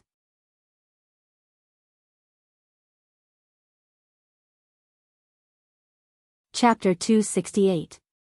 More than a dozen experienced and highly skilled human cultivators charged into the barbarian tribe. They looked like a pack of tigers charging into a pen of sheep. Other than a few strong barbarian warriors who were at the forefront, who could barely resist for a while, the rest of the people, regardless of their age or gender, were no match for them. Even though the barbarians were fierce by nature, and many of them still picked up weapons, sticks, and stones to fight to the death, but in front of the incomparably sharp divine weapons, all of these were like pieces of paper, completely defenseless. In an instant, the barbarians were thrown off their feet, and blood splattered in all directions. This group of black-robed men were obviously used to seeing blood and death. Once they made a decision to attack, they did not show any mercy in the face of such a tragic situation. They could be said to have a heart of stone. For a moment, the tribe was filled with cries and screams of pain. There was a continuous stream of people lying in pools of blood, twitching as they died. Fresh blood and broken limbs could be seen everywhere. Lu Chen was already in the village of this tribe. When he saw this scene, his footsteps paused for a moment. He did not have a good impression of the barbarians. To be exact, he and the majority of the human race hated this race. Before the 1,000-Year War, the barbarians had invaded the Central Plains. The people were plunged into misery and suffering, and countless civilians died tragically. Moreover, the barbarians were savage by nature, and some tribes were so terrible that they even committed cannibalistic acts. Therefore, this was also the reason why until today, when the human cultivators discovered the remnants of the barbarians in the land of chaos, they would always kill them. Today's situation was obviously a conventional way for the black-robed men to kill the barbarians. The blood feud that had lasted for thousands of years could no longer be resolved. However, this barbarian tribe did not only consist of warriors, there were also the elderly, the weak, women, and children. This massacre obviously did not differentiate between them. Looking at the scene of the barbarians falling one after another, Lu Chen suddenly felt a little uncomfortable in his heart. Was his heart softening? Lu Chen shook his head slightly to get rid of these messy thoughts. Just as he was about to continue moving forward, a small figure suddenly staggered from the side. It was a barbarian boy.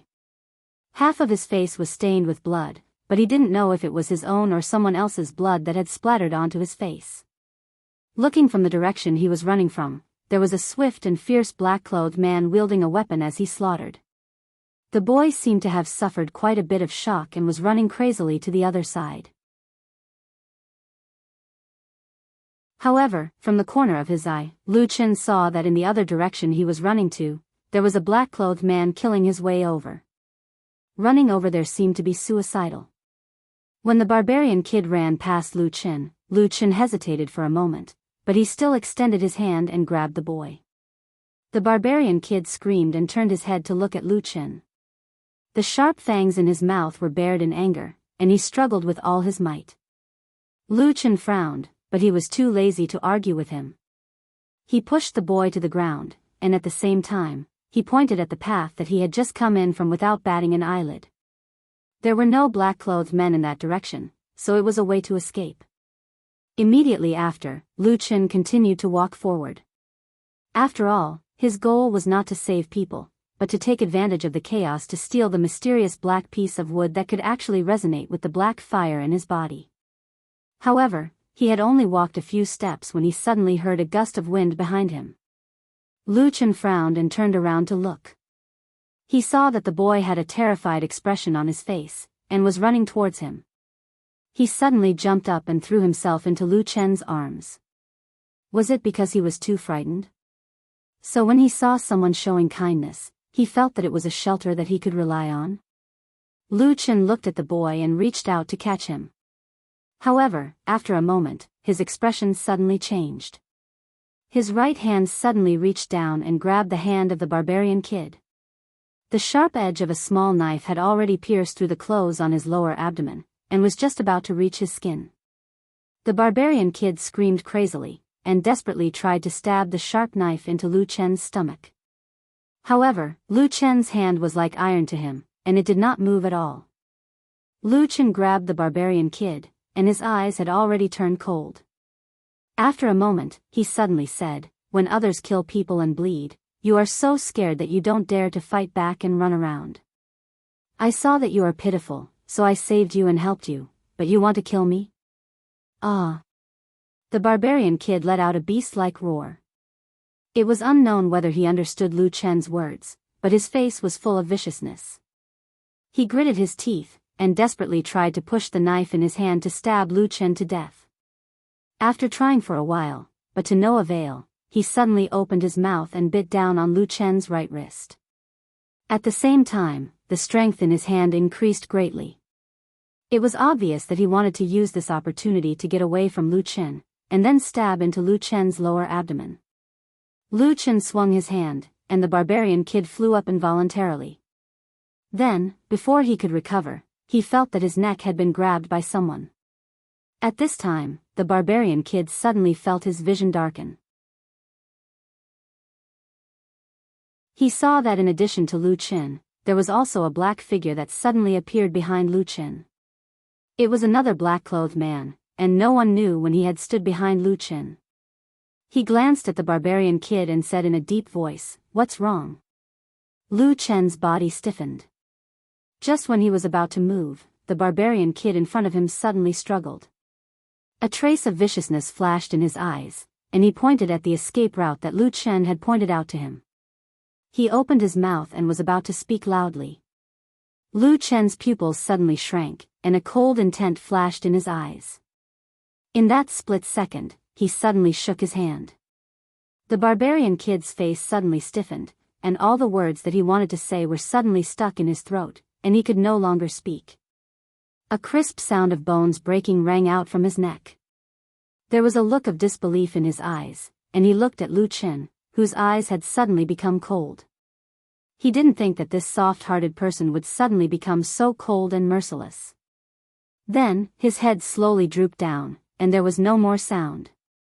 Lu Chen slowly stood up, and turned around to look at the black-clothed man behind him. The black-clothed man nodded and said, "Well done." After that, he left the place and flew into the distance. Lu Chen looked at the black-clothed man as he left, and then looked at the barbarian kid who had already fallen on the ground. His eyes were indifferent. After a while, he turned around and also left the place. The battle in the barbarian village was getting more and more intense, but in reality, they weren't evenly matched. To be exact, from the beginning, the barbarian tribe had basically fallen into a terrible situation. The strength of the black-clothed men who had suddenly appeared was too strong, and their methods were too cruel. They didn't give the barbarian tribe any chance. The situation in the village was tragic and bloody. Not long after, dozens of barbarians had already fallen, and the black-clothed men who had invaded were not even injured, let alone dead. The difference in strength between the two sides was too big, and the scene was chaotic. Under the cover of this chaos, Lu Chen approached the pile of stones without anyone noticing. The strange black piece of wood was inserted on top of the pile of stones, and it was about 5 or 6 feet high. Lu Chen's eyes swept over it, and suddenly froze. He stopped at a certain place below the pile of stones for a moment. Somewhere in the pile of stones, there were a few white things. Lu Chen's eyes instantly became cold, and his eyes were full of killing intent. The white things were the color of bones, and there were a few round things in the pile of stones. They looked like human skulls, and the black holes of the skulls looked gloomy and terrifying. But what was more frightening was that Lu Chen could clearly see some broken bite marks on one or two of the bones, as if they had been gnawed on by wild beasts. His body suddenly trembled, and even his breathing became hurried. After a while, he forced himself to look away, and clenched his teeth. He controlled his mind, and took a deep breath, and then walked towards the black piece of wood. But right in front of his eyes, a hand suddenly reached out from the side and snatched the black piece of wood away in an instant. Lu Chen was shocked. He looked up and saw that it was the old barbarian priest. His old face was filled with madness, and he grabbed the black piece of wood and leaned it against his body. Suddenly, the totem symbols on the black piece of wood that had dimmed after the ceremony was interrupted suddenly lit up, and a strange aura emitted from the black piece of wood. The old barbarian priest's eyes were bloodshot, and he shouted a few incomprehensible words from his mouth. It seemed like he was chanting something like an incantation. Strands of red aura floated up from the black piece of wood, and immediately rushed towards the barbarians who were still alive in the surroundings. The scene was as if there were hundreds of red lines suddenly connecting all the barbarians to the black piece of wood in a way that would make one's scalp tingle. Every red line was tied to the head of a barbarian, and then, following the old priest's hoarse howl, a strange change occurred. All the barbarians, regardless of whether they were old or young, had their bodies inflated like a balloon. Their faces were ferocious, and their eyes were bulging out. Their ugly faces now looked like those of evil spirits. But at the same time, the strength of these barbarians seemed to have doubled, especially the strongest of the barbarians. Their bodies had doubled in size, and in a short period of time, they seemed to be suppressing the black-robed men who were charging towards them. Such a strange secret technique was unbelievable. But soon, everyone realized that this secret technique wasn't a very comfortable thing to do. Because suddenly, someone let out a blood-curdling scream in front of everyone's eyes. A barbarian woman's swollen body exploded, and instantly turned into powder. Blood flowed like a river. But even more barbarians seemed to have gone mad, and rushed towards the black-robed men. An even more horrifying battle had begun.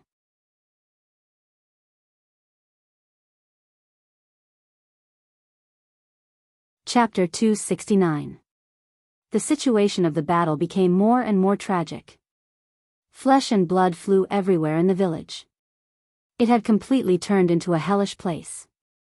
The black-robed men who had the upper hand suddenly suffered a setback. In this sudden counterattack, the barbarian villagers who had suddenly turned crazy and violent gave them an unexpected blow. Caught off guard, these black-robed men retreated again and again. Some of them were even wounded. This scene was obviously out of everyone's expectation. A series of angry roars sounded from the black-robed men everywhere. The situation became a little chaotic. However, these black-robed men were not a motley crew after all. Apart from their valiant combat strength, there were also some who had sharp eyes and sharp eyes. Soon, someone saw the key point and shouted, "It's that old man. Quickly kill that old thing." As soon as the shout came out, the black-robed men immediately came to their senses.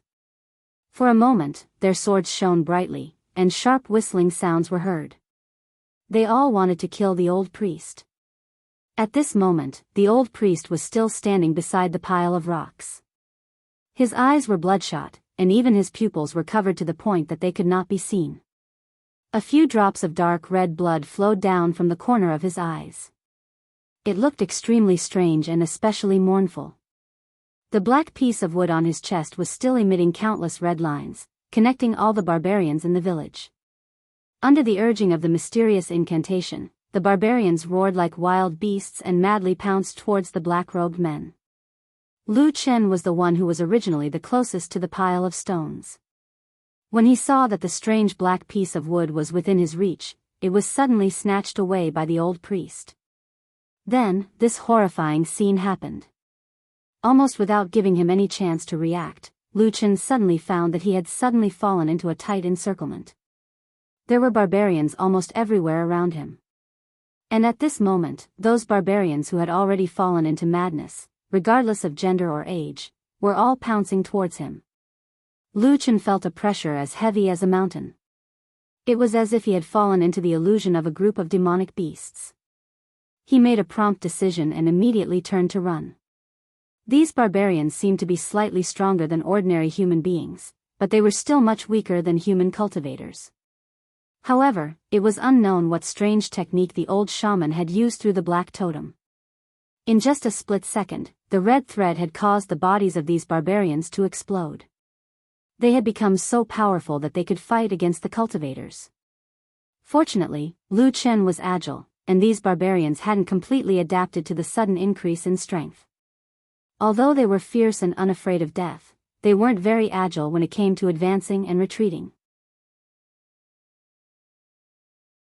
Therefore, after a while, Lu Chen was really lucky enough to escape from the barbarians. After running back to the forest, Lu Chen looked back and saw that the barbarians did not chase after him. At most, they chased him to the edge of the village, and then they turned back and rushed towards the remaining black-robed men. Lu Chen panted for a while. Suddenly, there was a rustling sound in the forest next to him. He was shocked and took a step back.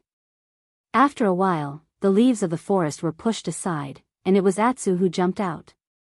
Lu Chen breathed a sigh of relief and nodded to Atsu. Atsu looked at him with some worry in his eyes. He looked at Lu Chen, then looked at the chaotic and bloody village at the foot of the mountain, and let out a low roar.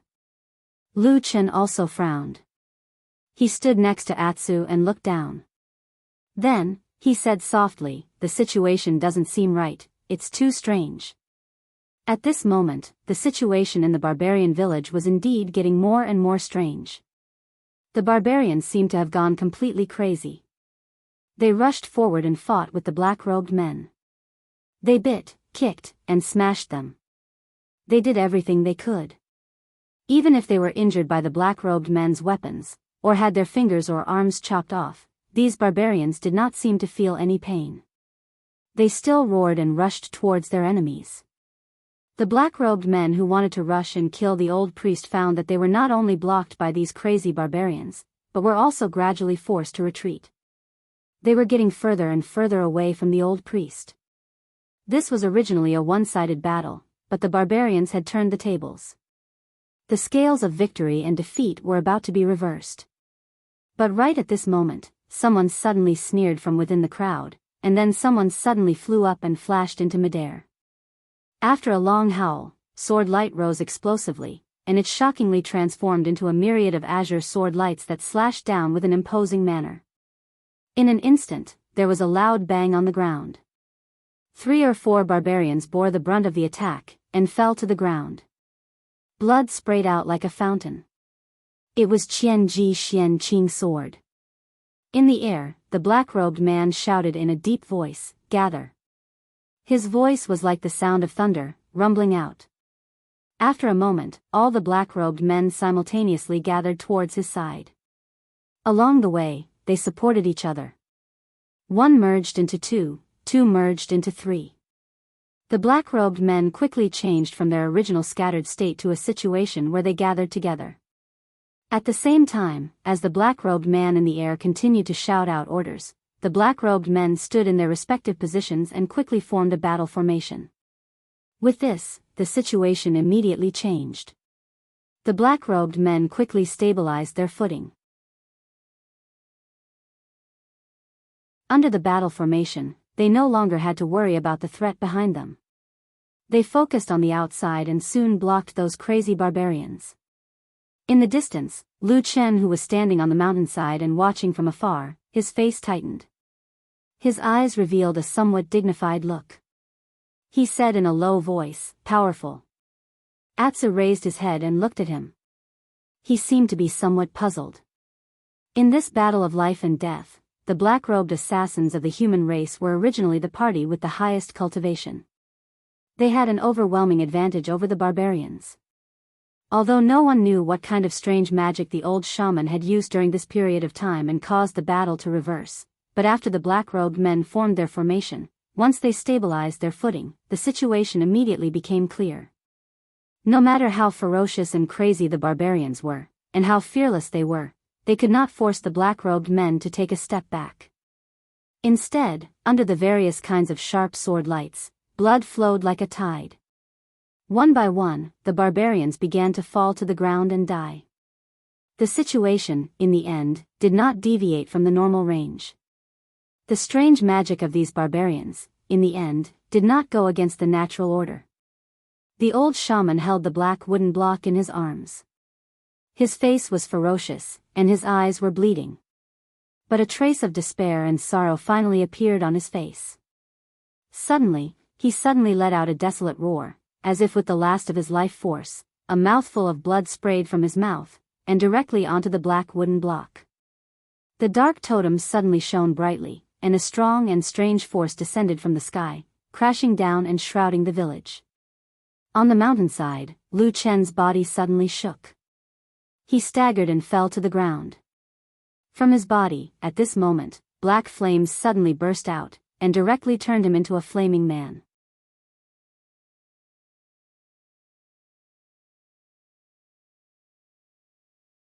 Chapter 270. No one knew where that powerful, ruthless, and boundless dark power came from. It was as if it had suddenly broken through space and crossed the long river of time. The originally bright sky suddenly darkened. Darkness swept across the sky and shrouded the tiny village. A wisp of flame appeared on the black piece of wood. A low sound was heard. It was the sound of the black wood cracking. The old barbarian priest's body was trembling. It was as if he had fallen into hell and was suffering endless pain. At the same time, on the hillside outside the village, Lu Chen slowly climbed up from the ground. The black fire was shrinking back from his flesh and skin. He had lost control for a moment, but he quickly regained control of the black fire in his body. However, his eyes were looking at the village from afar. He was staring at the old priest. The corner of his eyes twitched. At that moment, perhaps no one in the world could feel the pain more than him. It was the ultimate pain of the black fire burning one's body and soul. It was almost beyond the limit of what a human could endure. He had been trapped in it for 10 years. Under the illumination of the black fire, the terrifying and strange force entered the old priest's body through the black wood totem. His old body slowly swelled up like an inflated balloon. The countless red lines that spread from the black wooden block in the air also slowly turned black. The barbarians who were fighting fearlessly suddenly stopped. When the black-clothed men saw this extremely creepy scene, they couldn't help but stop and look at each other. Many of them even had the intention to retreat in their eyes. Who would have thought that this small barbarian tribe would have so many tricks up their sleeves? They thought that it would be a piece of cake. A hoarse shout came from the old priest's mouth. This shout was like an order. All the barbarians who were in a daze suddenly moved. But this time, they did not fight. They did not bite or bite. Instead, they pounced towards the men in black. The sharp light of the sword flew up and slashed fiercely. For a moment, blood splattered everywhere. But the barbarians did not care. They did not care about life and death. Even if their limbs were broken, they still charged forward bravely until they reached the men in black. Pow! A soft sound rang out from the old shaman's bulging body. A bloody hole suddenly burst open on his back. That piece of flesh instantly turned into tiny pieces of blood that splattered everywhere. And almost at the same time, a barbarian who had pounced in front of one of the men in black suddenly exploded. He had lost one of his arms. Like a terrible firework, he exploded. His flesh, blood, bones, life, and soul were instantly stimulated. The power was so great that a scream was heard. Half of the man in black who was closest to the explosion was blown away. He was flung several feet away. Then, he fell to the ground and twitched. It seemed that he would not be able to live. Everyone turned pale with fright. However, everything seemed to have gone completely out of control. The terrifying power of darkness shrouded this seemingly cursed death village. On the body of the old priest, bloody holes exploded one after another. What followed after was the same explosion, and then the barbarians who wanted to perish together with the black-robed men. This was an exceptionally terrifying and despair-inducing battle. In the end, there was no victor. There was only death. The flesh and blood of the barbarians were completely stimulated by the terrible power. The men in black couldn't resist the powerful barbarians' bombs. The originally strong battle formation quickly collapsed. Finally, everyone turned around and fled. But it was useless. The barbarians lunged forward crazily as if they had all lost their minds. The number of barbarians far exceeded the number of men in black. They swarmed from all directions and perished together with the barbarians. The rumbling sound did not stop. The whole village had turned into hell. All lives were turned into nothingness in the terrible black flame. Pieces of flesh and blood fell to the ground. In front of such a terrible witchcraft, any magic, divine power, immortal sword, or magic weapon seemed to be overshadowed. But what people didn't expect was that this terrible situation lasted for a long time. It was like thunder. Not only this mountain, but for the next few decades, there were no longer any animals within a radius of several hundred miles. All the living creatures, including the demonic beasts and poisonous creatures, and even the poisonous insects in the evil Python Valley, had all fled. Everything turned into silence in the darkness.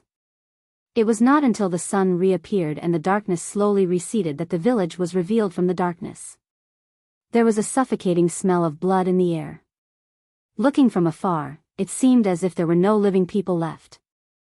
To be exact, perhaps there was no one left. On the hillside outside the village, Lu Chen and Atsu were stunned by this scene. They were speechless for a long time. It was the first time in Lu Chen's life that he had seen such a tragic scene. At this moment, Lu Chen's mind was also blank. After a long time, he slowly regained his composure.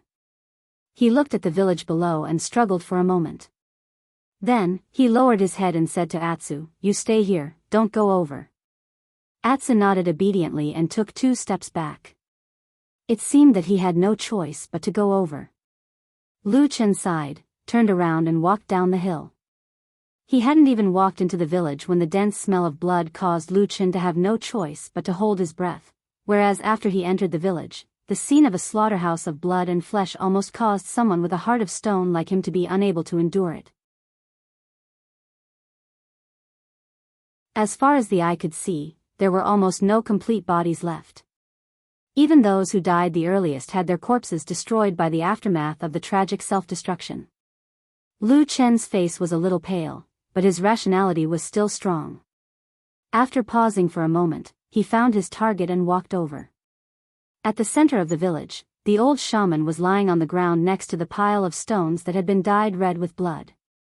The old barbarian's body had almost been completely blown up. Now, there was only a remnant of his body.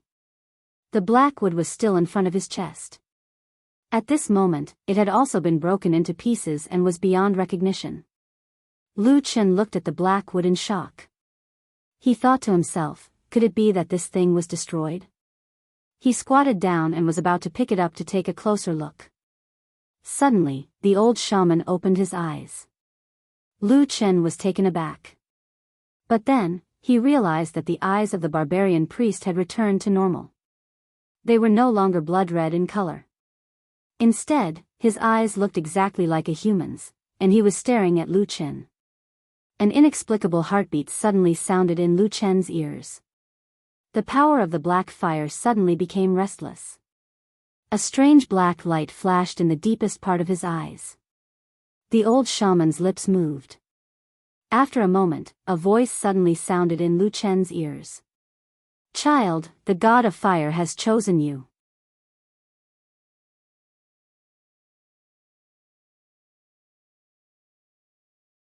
Chapter 271. Child? God of fire? What did he choose? At that moment, Lu Chen really thought that he was hallucinating. Could it be that there was some strange and unknown power in this ghostly place that could confuse one's mind and heart? However, the next moment, he looked into the eyes of the dying old priest and suddenly realized that this matter did not seem to be a joke.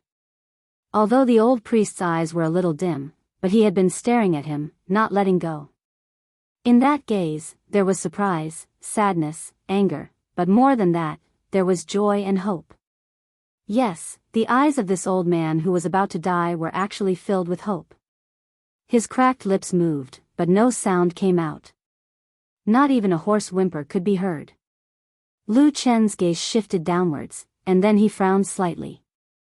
This was because below the old priest's head, his chest and torso were almost completely blown up. Even his neck was a mess of flesh and blood. It looked extremely tragic, and basically, it was impossible for him to make any sound. As expected, I have been soft-hearted recently, and thus I am hallucinating. Lu Chen sighed in his heart, shook his head, and stretched out his hand towards the old priest's eyes, intending to close his eyes.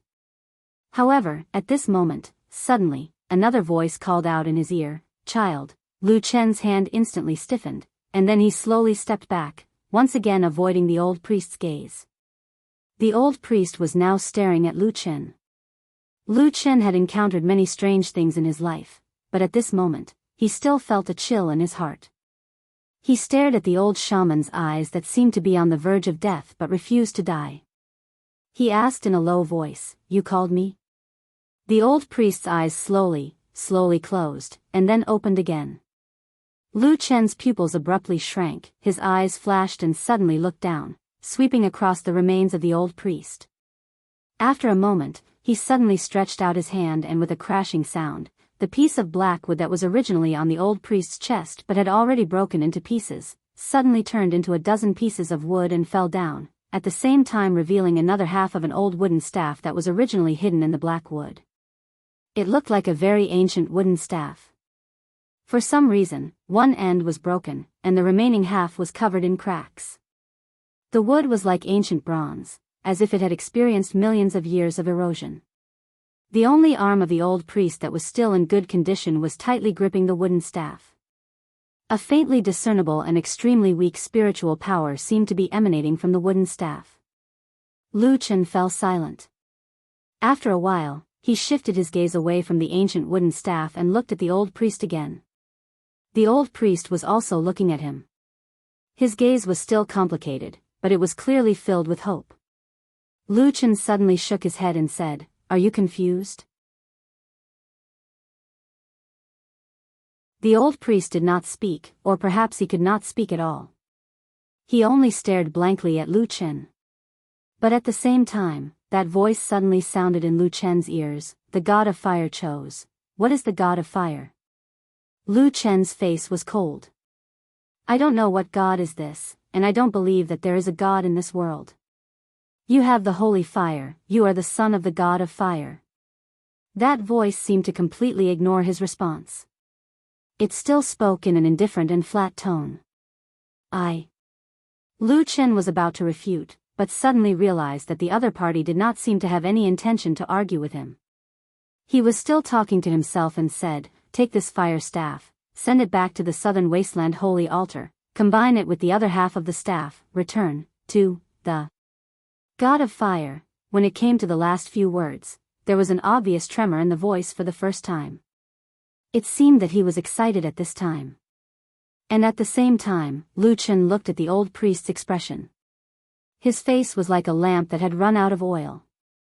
Suddenly, his muscles twitched. Lu Chen took a deep breath and shook his head. But suddenly, he smiled. It was a bloody scene around him. At first glance, it seemed that he was the only one who was still in good condition. It was as if he was standing on top of a sea of blood. His eyes were filled with ridicule and self-mockery. "Your god of fire really knows how to find people." Lu Chen said, "First, he did not choose you barbarians. Second, even if he chose the human race, he chose a stray dog that could not be tolerated by the world, and could only flee to the ends of the earth. The god of fire's eyesight is not very good."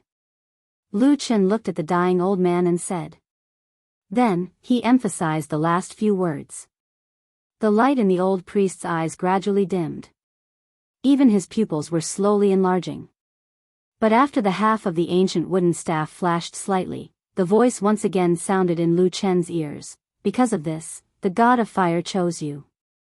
Lu Chen's body trembled and suddenly froze. The old priest did not say anything more. After a moment, he quietly died. He stopped breathing and closed his eyes. Before he died, there was even a trace of a strange smile at the corner of his mouth. Lu Chen stared at the dead old barbarian. His eyes were a bit unkind. He always felt that there was a deep malice hidden in this old man's face, but the hope that was revealed before his death was particularly real. But what did the barbarian's hope and the old priest's expectations and dreams have to do with him? Lu Chen expressionlessly stood up. Just as he was about to leave, he immediately thought of something and his eyes once again fell on the old priest's corpse. The half of the ancient wooden staff was still tightly grasped in his hand. Lu Chen stared at the wooden staff for a while, but he still reached out to pick it up. Although the old priest was dead, his hand was still very firm on the wooden staff. Lu Chen also used a bit of strength to take the wooden staff out of his hand. But after holding it in his hand, or more accurately, after leaving the old priest's hand, the last bit of spirit force in the ancient wooden staff also disappeared. Without all of its spirit force, the wooden staff looked like an old, damaged, and mottled piece of wood. It was lifeless, withered, and cracked. Even if it was thrown on the side of the road, no one would take a second look. Lu Chen hesitated for a moment. He tried to input spirit force into the wooden staff, but the wooden staff did not respond. Lu Chen pondered for a moment and tried to use the black fire again, but he still did not see the scene he wanted. The ancient wooden staff also did not respond to the black fire. The reason why Lu Chen wanted this item was because he found that this wooden staff could actually resonate with the black fire in his body. Now that he had it in his hand, it suddenly became a waste. This made him feel a bit depressed. But at this time, he could not casually throw it away. In any case, from the old priest's words, this thing seemed to have a great origin.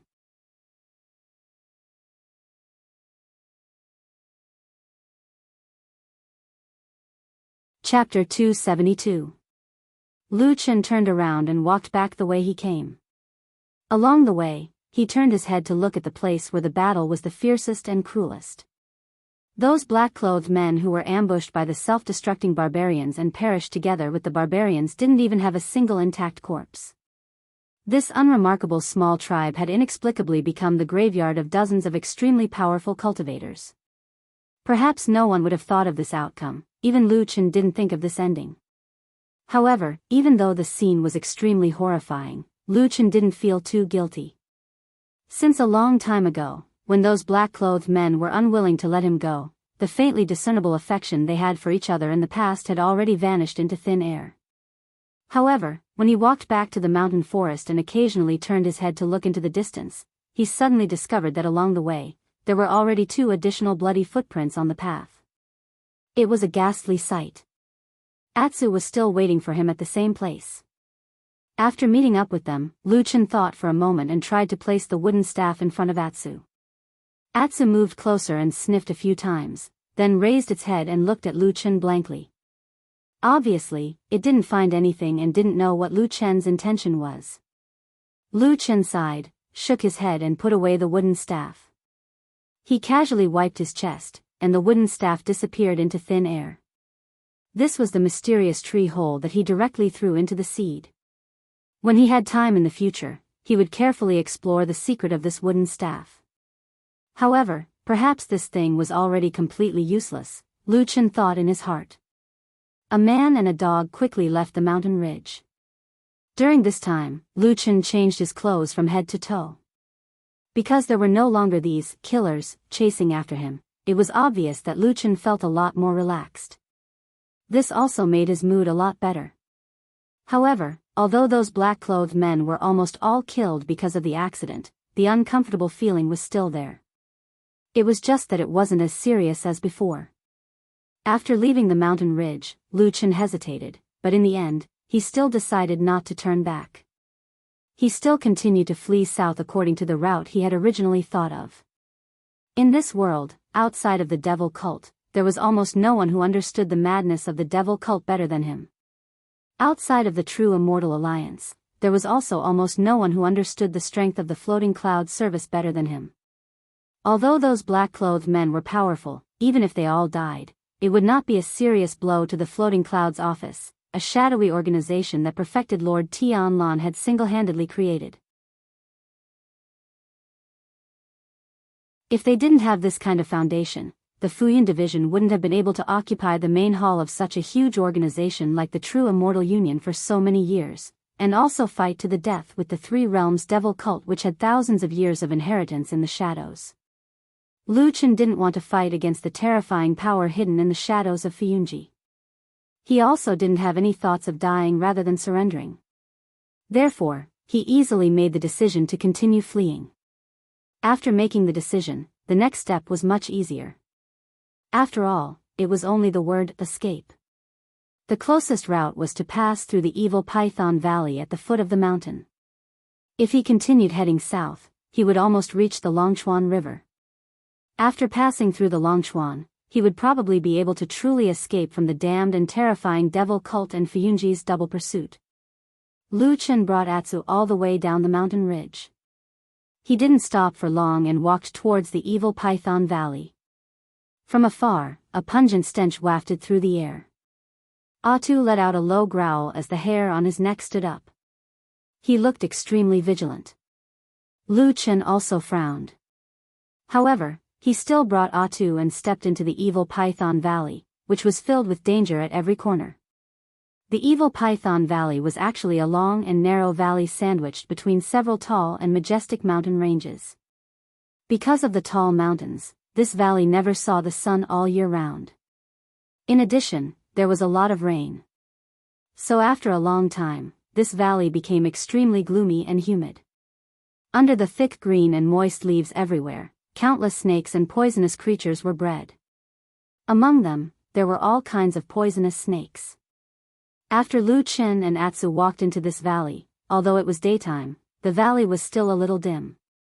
They always felt that from the surrounding dense grass and trees, including the wet stone walls on both sides that were covered with moss and all kinds of strange plants, there would suddenly be some poisonous snakes and insects that would suddenly come out and bite them. Atsu looked very nervous, constantly looking left and right. Lu Chen also looked vigilant, looking to both sides from time to time. Sure enough, after they walked a few feet into the evil Python Valley, suddenly, there was a sudden rustling sound from a bush. Lu Chen and Atsu immediately stopped in their tracks. After a while, they saw a big python with a body as big as a bowl slowly slithering out of the bush. Lu Chen's face changed slightly, and he took a step back. He was on high alert, and he also looked around to see if there were any poisonous snakes or insects hiding in the dark.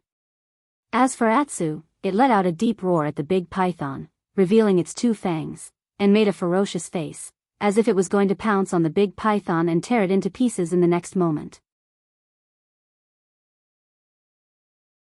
The greenish-black python slowly raised its head and glanced at Lu Chen and Atsu. Its vertical pupils were cold and merciless, and it flicked its forked tongue in and out as it faced the two of them.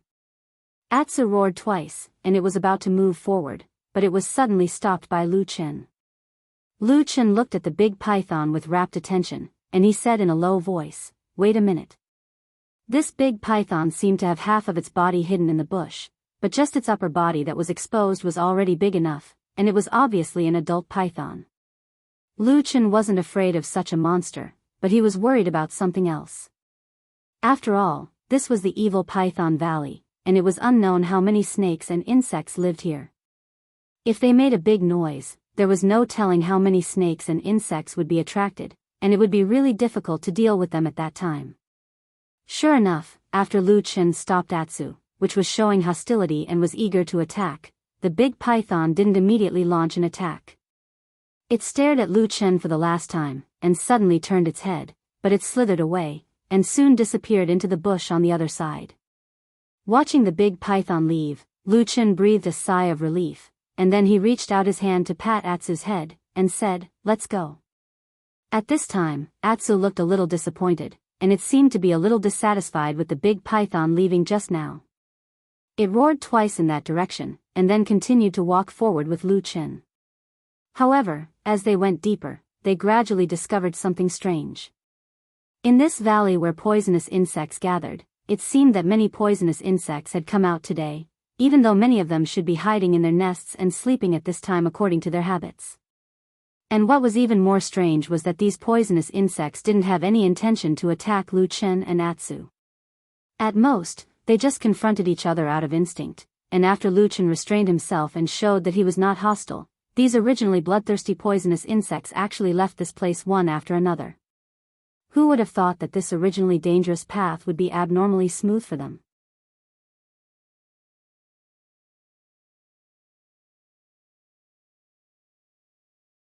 Chapter 273.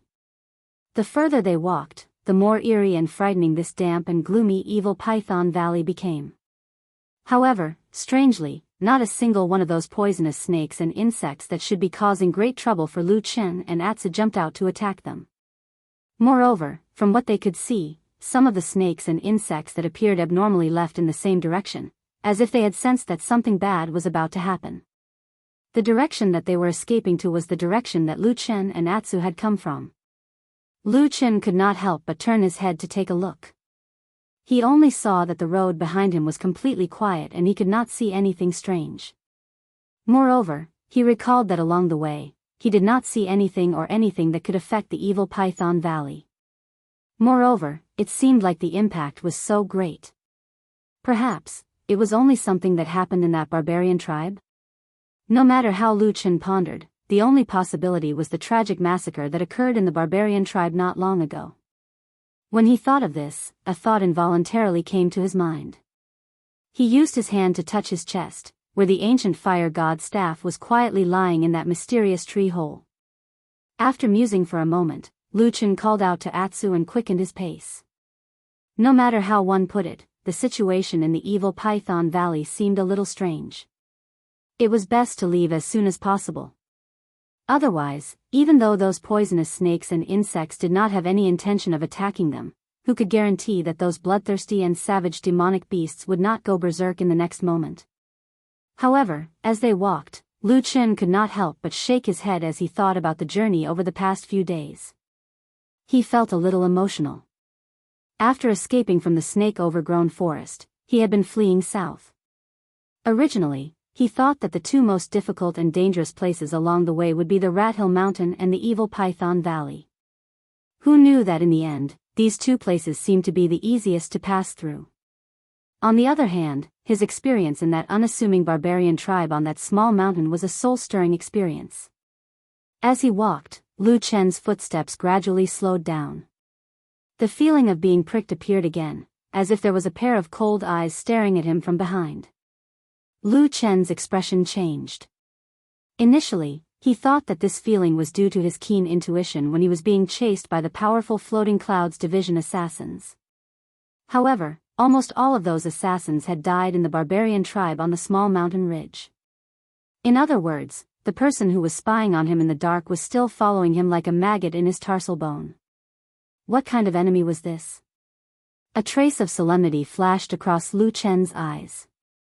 The terrain of the evil Python Valley was twisting and turning.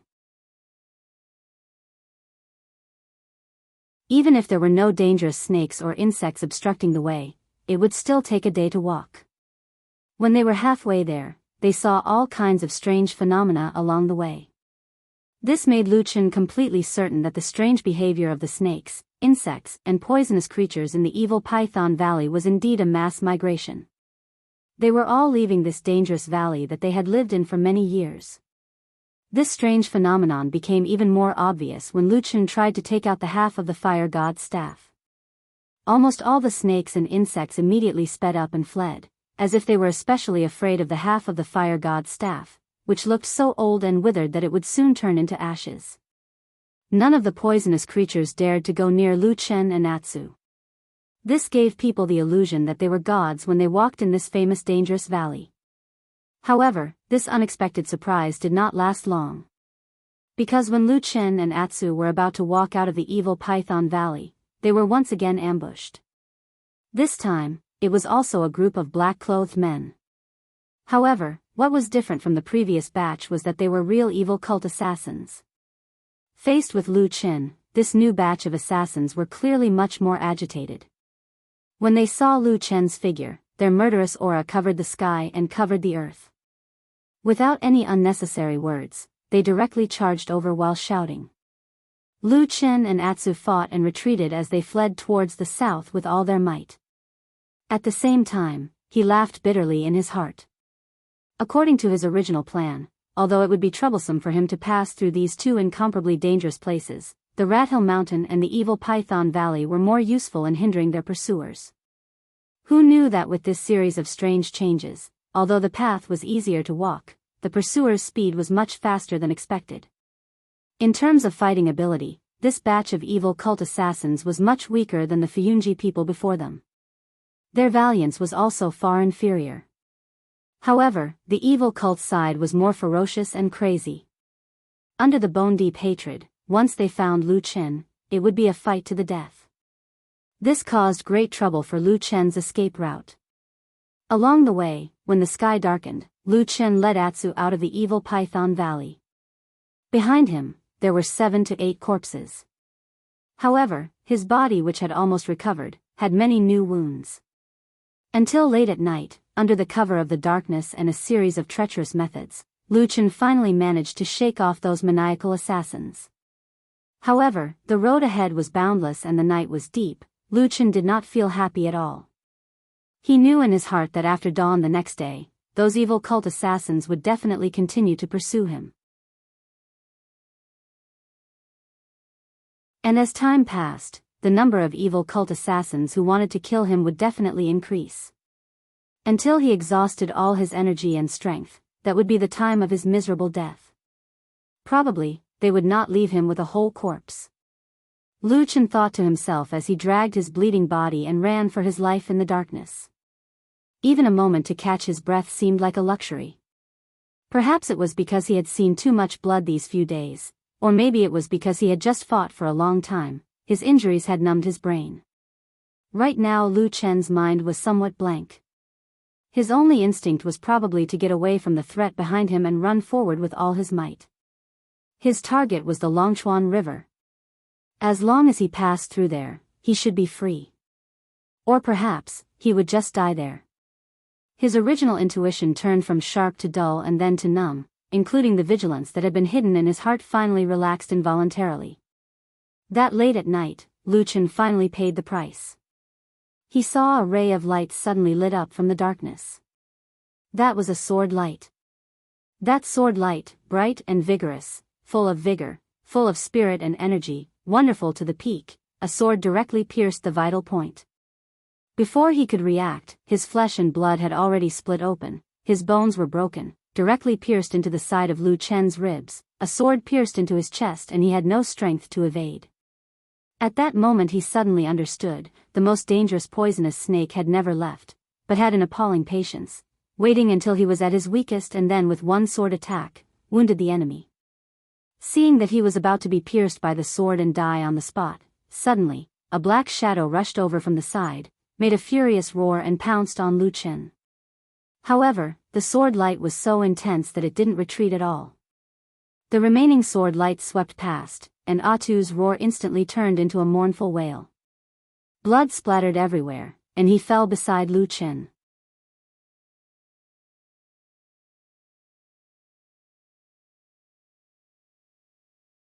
Chapter 274.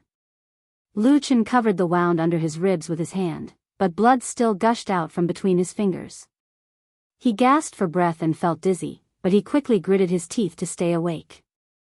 He then turned his head and looked at Atsu. Atsu's body was stained with blood, and it was also injured. The sword light had cut its hind leg, and at the same time, it swept past its tail. However, compared to Lu Chen, Atsu's injury did not seem to be a big deal. It quickly stood up, bared its fangs at the place where the sword light came from, and let out an angry growl. A figure walked out from the darkness beside them. Then, with the help of the dim light, he and Lu Chen saw each other's faces clearly. "So it's you." Lu Chen covered his wound with his hand and said in surprise. The person who walked out from the darkness was the one who sneak attacked Lu Chen and almost killed him with a sword. It was the disciple of Kunlun, He. At this moment, He was dressed in a tight outfit, and his face was calm. It seemed that the steady, accurate, and almost perfect sword attack just now was not something to be happy about. However, when he glanced at Atsu, who was baring its fangs and looking fierce, his eyes showed a trace of surprise and admiration. "This dog is not bad," he said.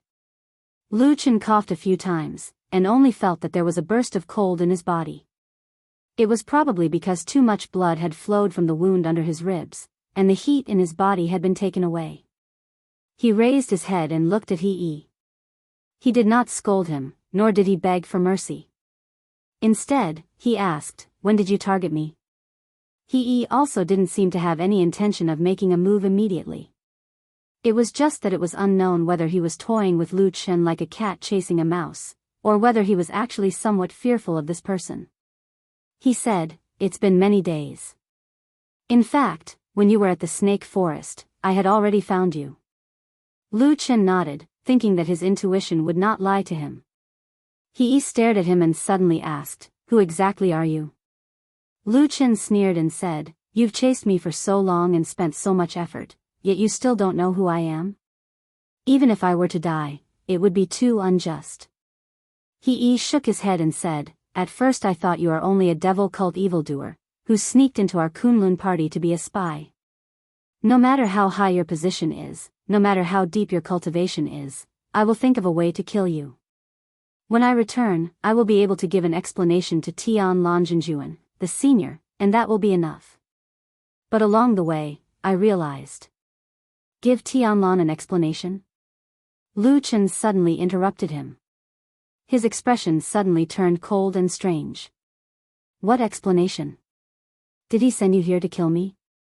Thousands of mountains and rivers away, in the towering Kunlun mountain that had changed from its old appearance to a new one, everything seemed very calm. But under the calmness, it seemed that everything was changing rapidly. Of the 4 famous and world-famous floating peaks in the forbidden area among the clouds in the sky, there were now only 3 left, and the winter peak had become a ruin in the mountain range below. The person who presided over the daily affairs of the Kunlun party changed from Immortal Idol Month to Immortal Qian Dang. Although there was a temporary in front of his title, as Immortal Idol Month quietly fell silent in the closed-door training, everyone in the Kunlun party knew that the person sitting on the throne would eventually be the real owner of that throne. Many changes had taken place in the major halls of the Kunlun party. The most important change was, of course, the change of the chief of some powerful halls. Among them, everyone expected that the chief of Baichao Tang would change from Immortal Qian Dang to Immortal Mingzhu. But no one expected that the chief of Heavenly Soldier Hall, after Dukanjinren accidentally died in the battle with the demon beast, did not choose a successor from Heavenly Soldier Hall, nor did he let Dukanjinren's favorite disciple He take over. Instead, he sent an equally powerful Immortal Guanyang to take over. At the same time, the iron branch of the Kunlun party, which had always been weak, began to rise with Masato Kihara's appropriate choice. As everyone knew, the only person in the Kunlun party, Immortal Tianlon, valued Masato Kihara very much. For the first time in many years, he allowed him and a few other Iron Branch Yuanying Zenrens to ascend the mountain among the clouds in the sky. In addition to these obvious personnel changes, there were also some faint undercurrents surging in the Kunlun party. After firmly taking control of this famous sect, Immortal Tianlon began to reorganize the sect through his subordinates. Some powerful Yuanying Zenrens, many outstanding and talented disciples in the Jin Dan realm and the Foundation Building realm were selected. They were then told that they would receive an opportunity that they had never had before, to go to Zhengxianmeng to work. In the past, although Immortal Tianlon himself held a high position in Zhengxianmeng, the Kunlun party was different from the other famous sects, such as Qianji and Tianluo. They did not have the intention to be very close to or value Zhengxianmeng. Their disciples also rarely went to Zhengxianmeng to work, which formed a sharp contrast with the other big sections. The root of this was, of course, because in the past, Hakushin Jinkuan and Jinren Idol Month were in power. If they sent people to Zhengxianmeng to work, wouldn't they be helping Immortal Tianlon? Now that the situation had changed greatly, it naturally could not be mentioned in the same breath as before. But now, although his words carried enormous weight in the Kunlun mountain, immortal Tianlan didn't seem to have any desire to covet power. He didn't interfere with most of the sect's affairs and let Xiandang Zhenren handle them himself. Under normal circumstances, he mostly stayed on the summer peak in the sky. It was rare for ordinary disciples to see him, but perhaps it was because of this detached feeling that people respected him even more. In addition, there were always people who intentionally or unintentionally added fuel to the fire in the sect. Very soon, immortal Tianlan had a lofty, godlike status in the hearts of the numerous ordinary disciples of the Kunlun party. As for what the truth was, it actually wasn't important. One day, Tianlan once again appeared in the Black Hill Pavilion in Kunwa City. Old Ma, who was guarding this deserted and rundown shop, originally thought that this lord had some secret business or some secret person to meet here. But to his great surprise, immortal Tianlan told him to close the door, saying that he only had something to say to him. Standing in the quiet small courtyard and looking at the tall and fat bald immortal Tianlan, Old Ma subconsciously became a little nervous. He slightly lowered his head to look at the ground in front of him and suddenly remembered that every time this person came, Lu Chen was always the one facing him.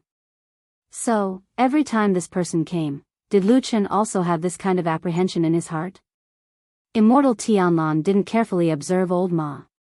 After calling Old Ma over, he very directly said to him, "Pack your luggage and go to the immortal city for me." He looked a little unhappy and even a little disgusted.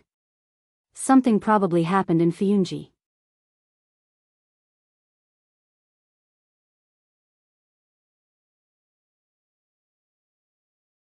Chapter 275. What's wrong? Old Ma was taken aback. A look of surprise appeared on his face as he asked, "What happened at the Floating Clouds Company?" Perfected Lord Tianlan snorted coldly.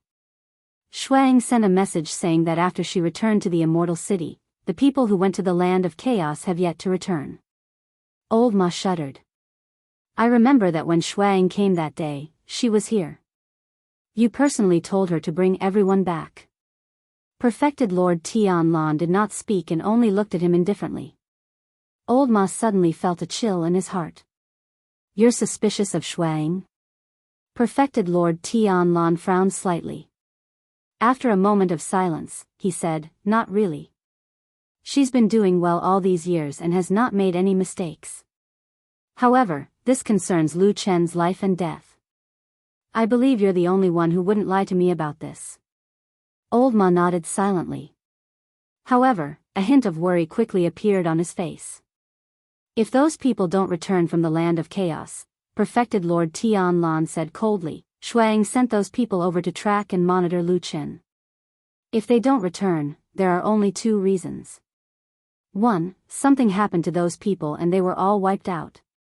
2. The order they received was not to return to the city but to hunt down Lu Chen." He looked up at Old Ma and said indifferently, "Go to the immortal city and investigate this matter in Fuyunji with my token. No matter what the reason is, whether it's not returning to the city or hunting down Lu Chen, they've disobeyed my orders. Since they dared to do this, someone has to bear the responsibility." With that, he casually waved his hand, and a round object flew over. Old Ma stretched out his hands to catch it. He looked at it carefully and saw that it was a white jade plate with two sides. The front side was engraved with the words, Tianlan, and the back side was a picture of the rising sun decorated with cloud bat patterns. Old Ma took a deep breath and held the white jade token tightly in his hand. Then, he bowed to Perfected Lord Tianlan and said, "Don't worry, I'll definitely do this well." Perfected Lord Tianlan nodded silently. After a while, he suddenly looked up at the sky with a complicated and slightly bleak expression on his face. He said, "Although that kid and I are not master and disciple, and he often speaks disrespectfully to me, no one can kill him without my permission." A trace of excitement flashed across the depths of Old Ma's eyes.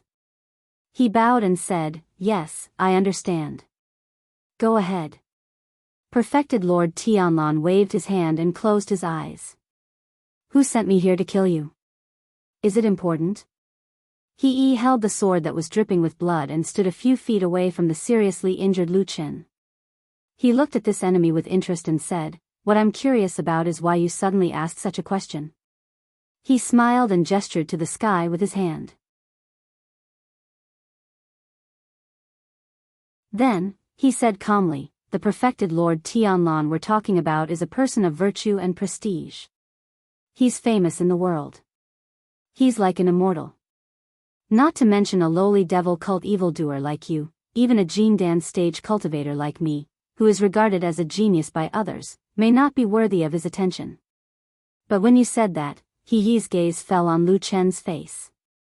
"When you said that just now, it seemed like it was natural that perfected Lord Tianlan would come to deal with you. Isn't that strange?" Lu Chen covered his wound with his hand and frowned. It was unknown whether it was because of the sharp pain or because he had lost too much blood, but he shut his mouth and did not speak anymore.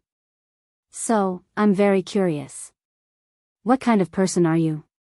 He looked at him and said, "An ordinary devil sect spy should not have any relationship with a perfected Lord Tianlan. Furthermore, I discovered another strange thing along the way. There were actually people from the Floating Clouds agency chasing after you. It would appear that your background is much greater than I had imagined." Lu Chen coughed painfully. He looked at He and suddenly smiled. "Trying to get information from me?" He shrugged his shoulders. "I think we're both smart people.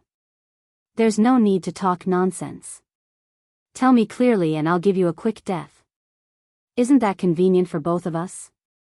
Lu Chen sneered. "Since you've been following behind, you must have seen what happened to Fuyunji people. At that kind of critical moment, you're a righteous disciple. Why didn't you go and save them?" He Yi's expression changed slightly. He shook his head and said, "I did see it. But my ability is limited. I can't save them. Besides, Fuyunji people are still hiding behind them. They're still hiding and not going to save them. Why should I be a busybody?" Lu Chen was surprised. "There are still people alive in Fuyunji?" He thought for a moment. "There's 1 or 2 people. They didn't even enter the village.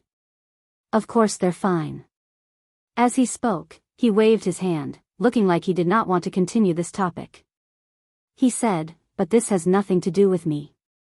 What I am most interested in is that a few days ago in the snake-overgrown forest, these Floating Clouds division people had clearly caught up to you, the evil cult spy, but in the end, not only did they not swarm you, they even hid their heads and tails and pretended to be evil cult killers to kill you. These things are getting weirder and weirder. I'm more and more curious about your identity. How about it? Tell me." He smiled at Lu Chen. The long sword in his hand stretched out towards him. It was also at this moment that Lu Chen's gaze, which had been staring at He, suddenly flashed with a hint of mockery. He said, "After talking for so long, I think I understand." He didn't like the look in Lu Chen's eyes at the moment, but his self-restraint and patience were far better than that of ordinary people. It was precisely this kind of temperament that allowed him to keep climbing up in the Kunlun sect, from an ordinary disciple with no background to the position where he was about to make a name for himself today. Only one last step left. As long as he could get that Tianlan True Lord's appreciation, as long as he could become his disciple and obtain the Tian Character Taoist title, his future path would be a broad path to immortality. Looking at the world, who could be compared with him? Therefore, He was exceptionally patient. Even more patient than usual. Anyway, this Lu Chen was already seriously injured and had almost no strength to fight back. What was there for him to be afraid of? What did you understand? He smiled and said. Then that sword stretched forward a few inches. The blade flashed with cold light. This time it was aimed at Lu Chen's throat. As long as he thrust forward, Lu Chen would die here and now. Lu Chen, on the other hand, had a calm expression on his face. He looked at He with a smile and asked, "How is your younger brother now?" He's body suddenly shook. His eyes suddenly burst with light. But at this moment when he was distracted, he suddenly saw Lu Chen raise his palm slightly. A strange black fog suddenly floated up. He Yi's eyes were suddenly filled with darkness. There was no longer any light.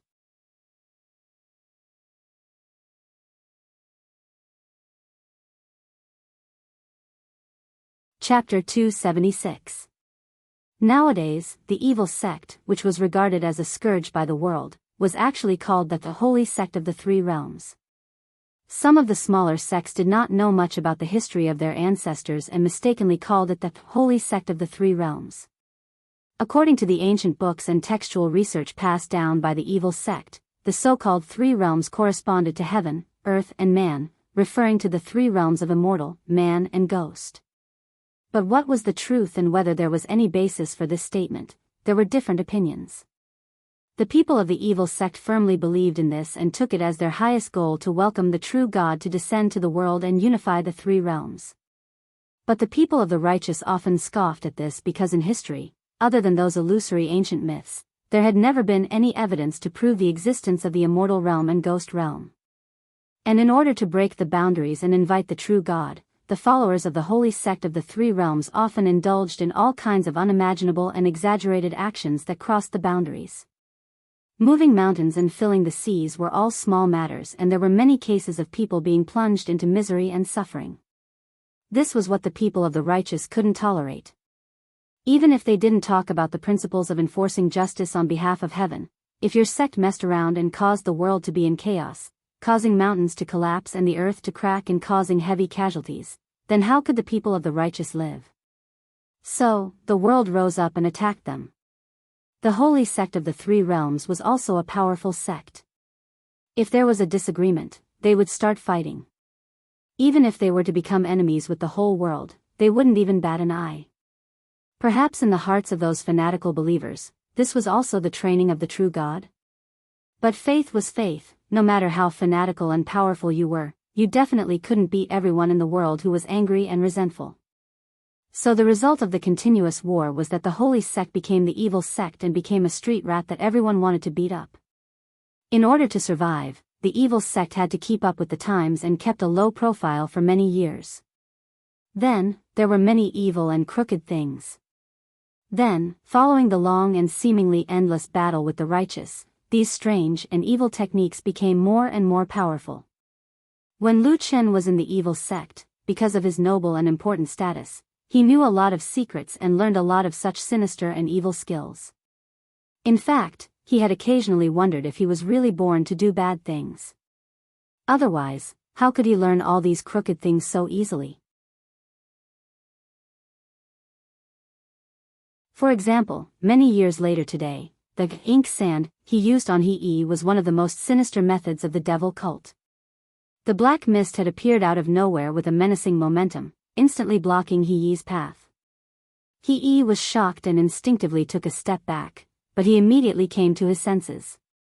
With an angry roar, he stabbed forward with his sword, wanting to stab Lu Chen to death, who had suddenly launched a sneak attack. However, the sword missed.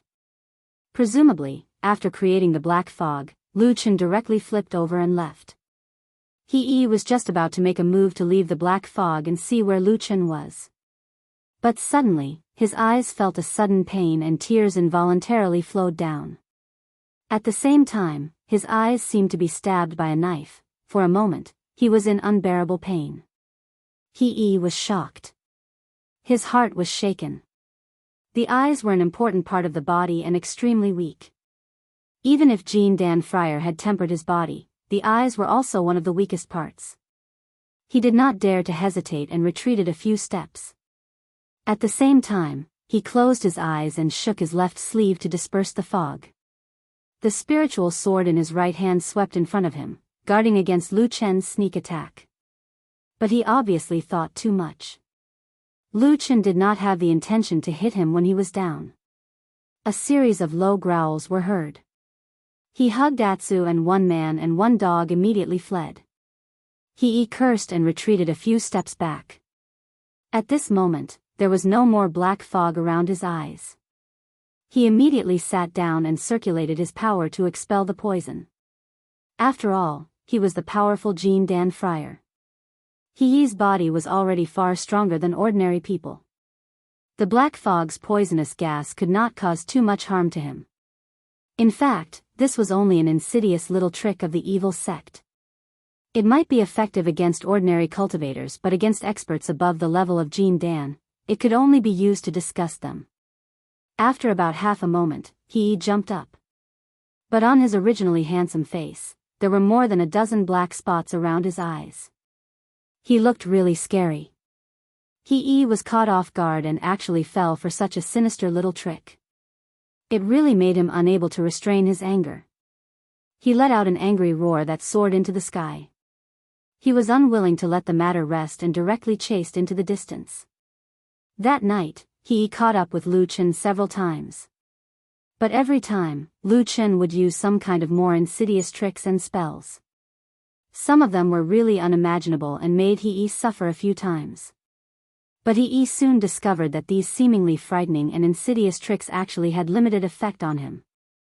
Under the protection of the powerful Jean Dan realm's spiritual power, he only suffered some flesh wounds at most.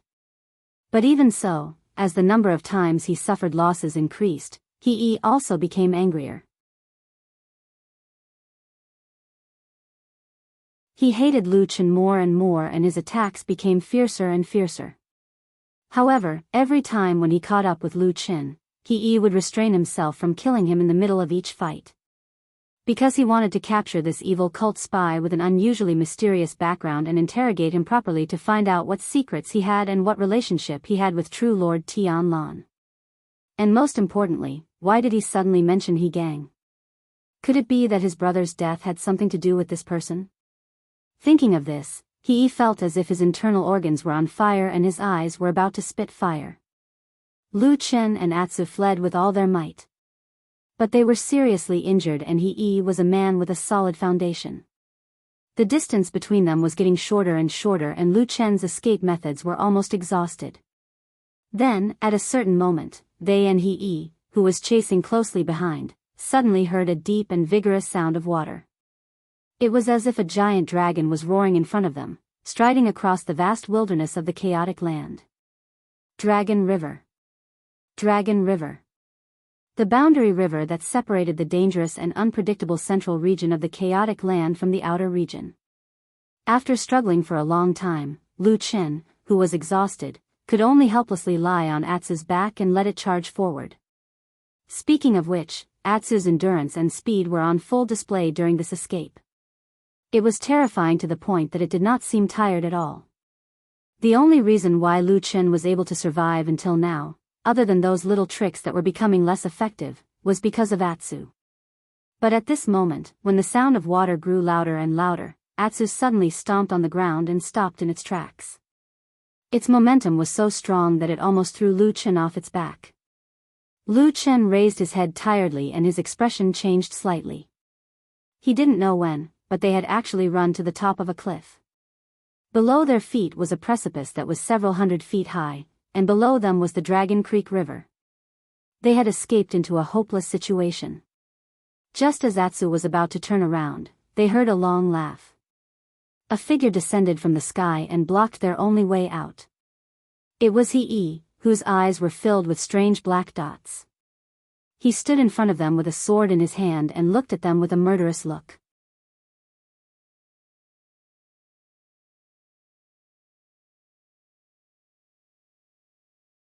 Chapter 277. The Dragon River was a large river. It could even be said to be the largest river in the chaotic lands. The river was so wide that one couldn't see the end of it, almost like the ocean. At the same time, it was also the most famous river in the chaotic lands, because it was the dividing line between the central and outer regions of the chaotic lands. The Dragon River was also an extremely dangerous river. Within the wide river hid countless unimaginable, ferocious and powerful monsters, forming a natural dividing line. Other than the Yuanying realm cultivators of the human race, Jean Dan Friar would often find it difficult to cross this river. Once he crossed the Dragon River and continued south, the dangers in the central region of the chaotic lands would only increase. With Jean Dan Friar's cultivation level, even if he didn't die, he would at least lose more than he would gain. As for those below the Jean Dan realm, they would immediately give up. Over time, the Dragon Creek River became the publicly recognized dividing line and became one of the most dangerous places in the Land of Chaos. However, nothing was absolute. Although the Dragon River was dangerous, it wasn't completely impossible to cross. For example, the barbarians in the Chaotic Lands had tried to cross the Dragon River. The evil sect had been suppressed by the righteous Tao for many years and had to hide. There were also many people in the Chaotic Lands. After a long time, they learned some secrets, including how to cross the Dragon River. Although the method was a little dangerous, it was indeed a method. Lu Chen was aware of this in his heart. However, this method was definitely not to fall from this cliff that was several hundred feet high. There were basically two consequences for doing so: falling to death, or falling half to death, and then being eaten by the monster beasts in the river. Therefore, Lu Chen was really in a desperate situation now. He had no way out and was at the end of his rope. He held his sword and pointed it at Lu Chen. His eyes were cold as he stared fixedly at Lu Chen and asked coldly, "Who are you? How do you know my brother?" Lu Chen clutched his chest and coughed. At the same time, a deep roar came from beside him. Atsu was standing beside him, glaring angrily at He, revealing a pair of sharp fangs. He's eyes swept across Atsu, his expression unchanging, as if he didn't see Atsu as a threat. He only stared at Lu Chen with a murderous look in his eyes and said coldly, "Speak. Otherwise, I will make you regret being born into this world." Lu Chen placed his left hand on Atsu's back and coughed again. Atsu turned to look at him, his eyes filled with concern. Lu Chen shook his head slightly and patted his chest as if he was in pain due to the injury. Atsu was stunned for a moment, and his eyes stayed on Lu Chen's palm for a moment. Then, Lu Chen looked up at He and said, "I know him, but I didn't have much contact with him in Kunlun Mountain."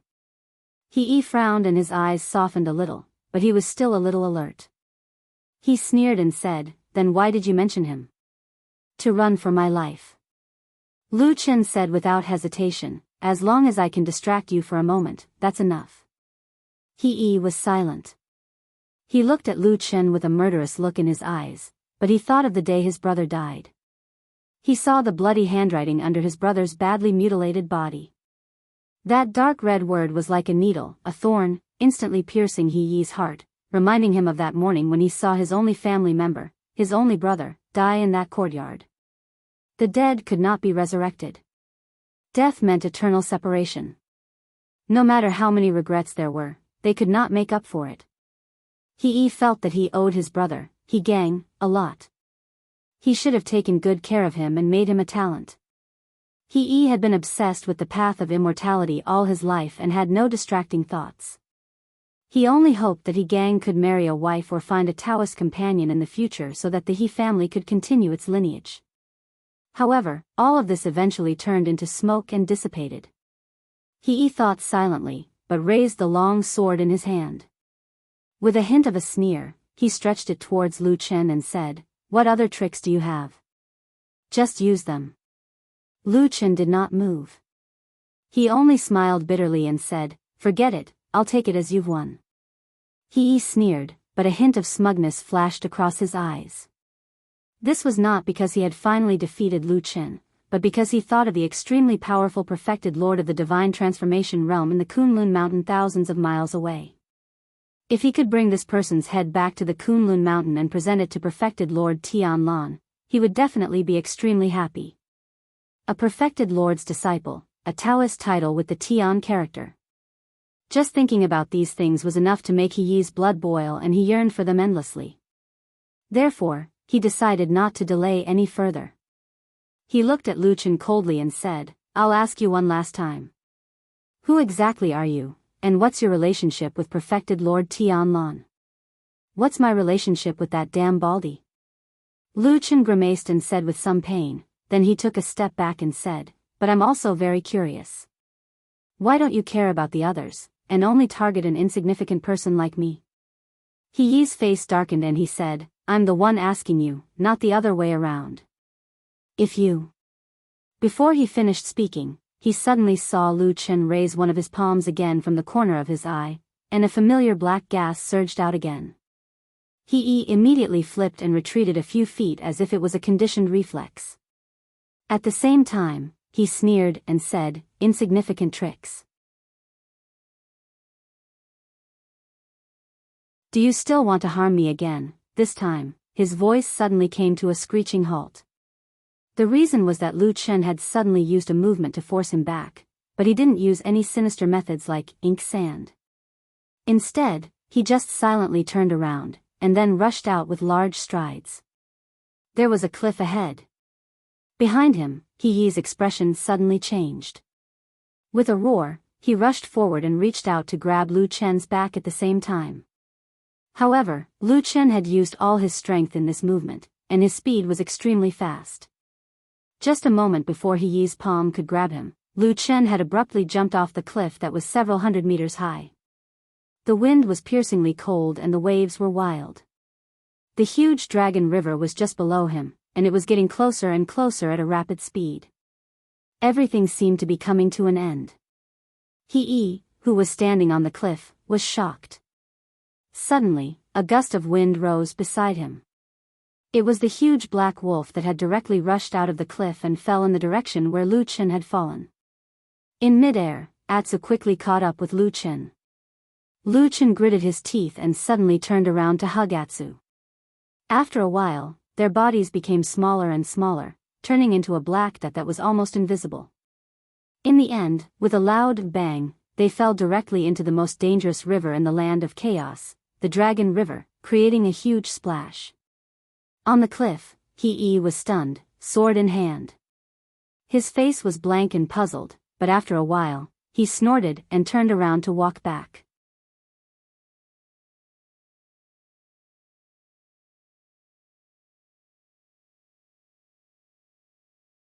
Chapter 278. The water of the Longchuan was very, very cold. The water of the Longchuan was very, very deep. As soon as they fell into the water, because the cliff was too high, the force of the fall was too great, and they immediately rushed into the depths of the river. Intense sounds of bubbles and gurgling suddenly rang out, and the cold water pressed against them from all directions. At that moment, there was only a dazzling white in front of them. Apart from the water splashes and bubbles, they could see nothing else.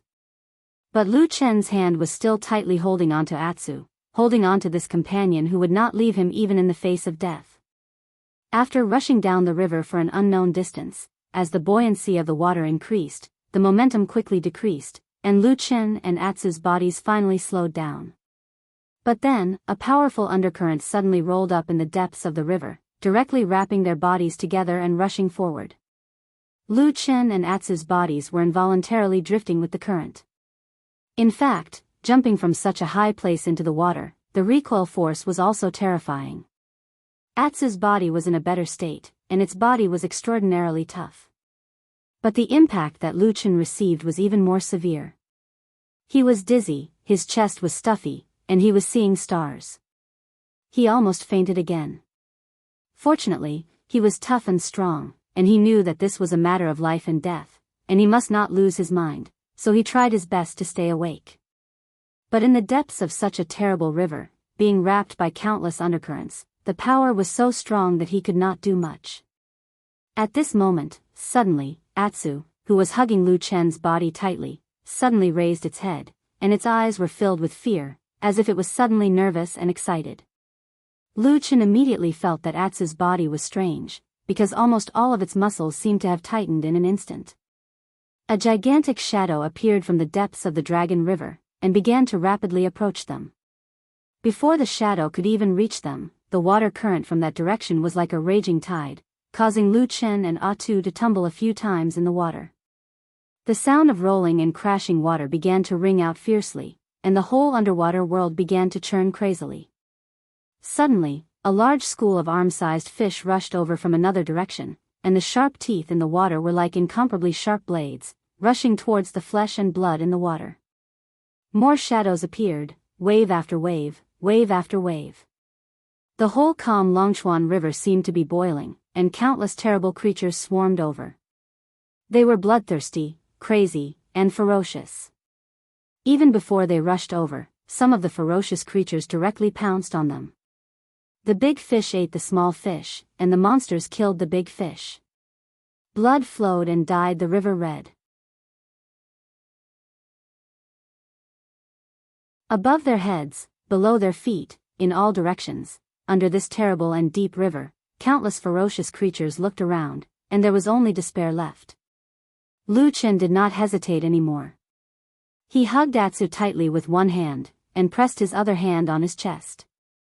The huge shadow behind him and under his feet had already rushed forward, and suddenly rose up. The whole Longchuan River suddenly rose by 10 feet. A wave of spiritual power flashed, and time seemed to freeze for a moment in the depths of the river. Then, Lu Chen and Atsu's bodies suddenly disappeared, and the little gap was immediately flooded by the river. The shadow fell down and crushed everything.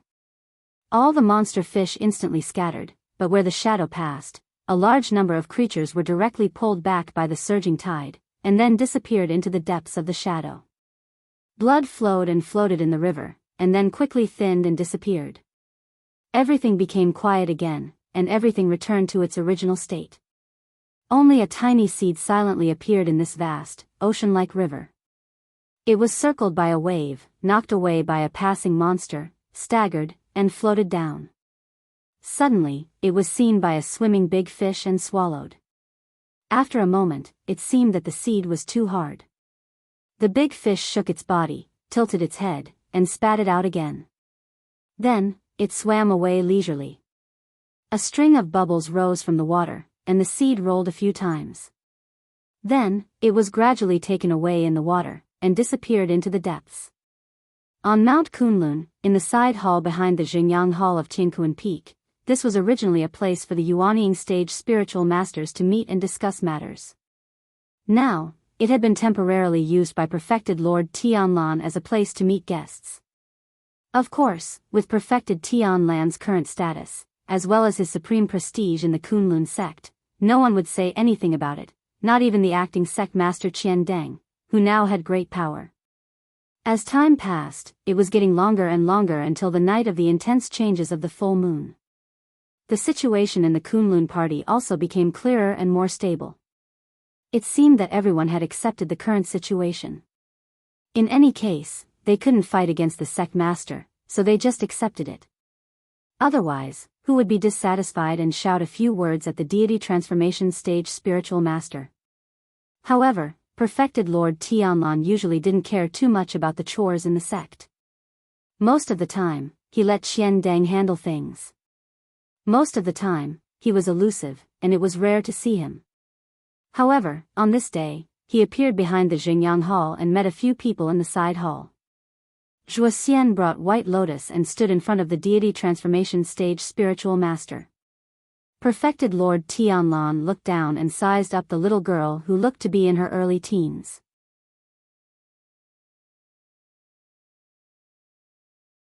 At this moment, White Lotus seemed to be a little nervous. Her face was slightly pale, and she didn't dare to look directly at perfected Lord Tianlan. She just silently looked at the ground in front of her. After a long time, she didn't say a word and just stood there motionlessly. Perfected Lord Tianlan didn't get angry, but there was a strange look in his eyes. It couldn't be said to be angry, but it seemed to be a more complicated expression. He looked at the little girl and seemed to be thinking about something. After a while, the situation still didn't change. Zhuo Xian, who was standing at the side, couldn't stand it anymore. He coughed lightly and whispered to White Lotus, "Quickly greet Uncle Master." White Lotus's lips moved, and for the first time, she raised her head to look at Supreme Tianlan. She saw a bald, fat man.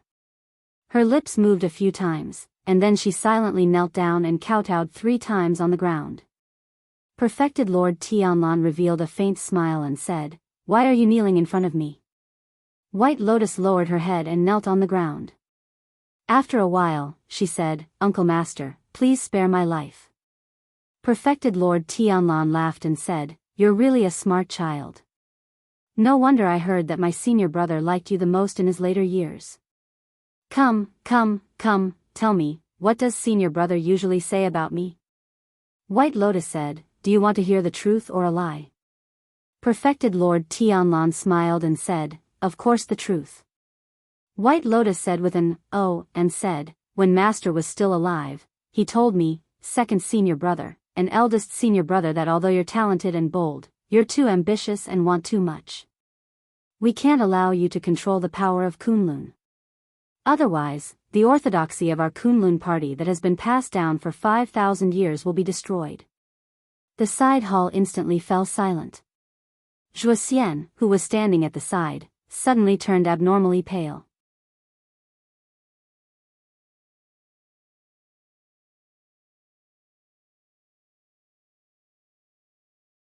Chapter 279. Perfected Lord Tianlan was silent. His eyes flickered slightly as he stared at White Lotus. The hall was silent. If he didn't speak, no one dared to say a word. No one knew what he was thinking at the moment and whether he would be enraged or angry. If he was enraged, the hall would probably be filled with dead people. The atmosphere seemed to freeze and time seemed to stop as well. After an unknown period of time, Perfected Lord Tianlan suddenly stood up and walked down from his seat.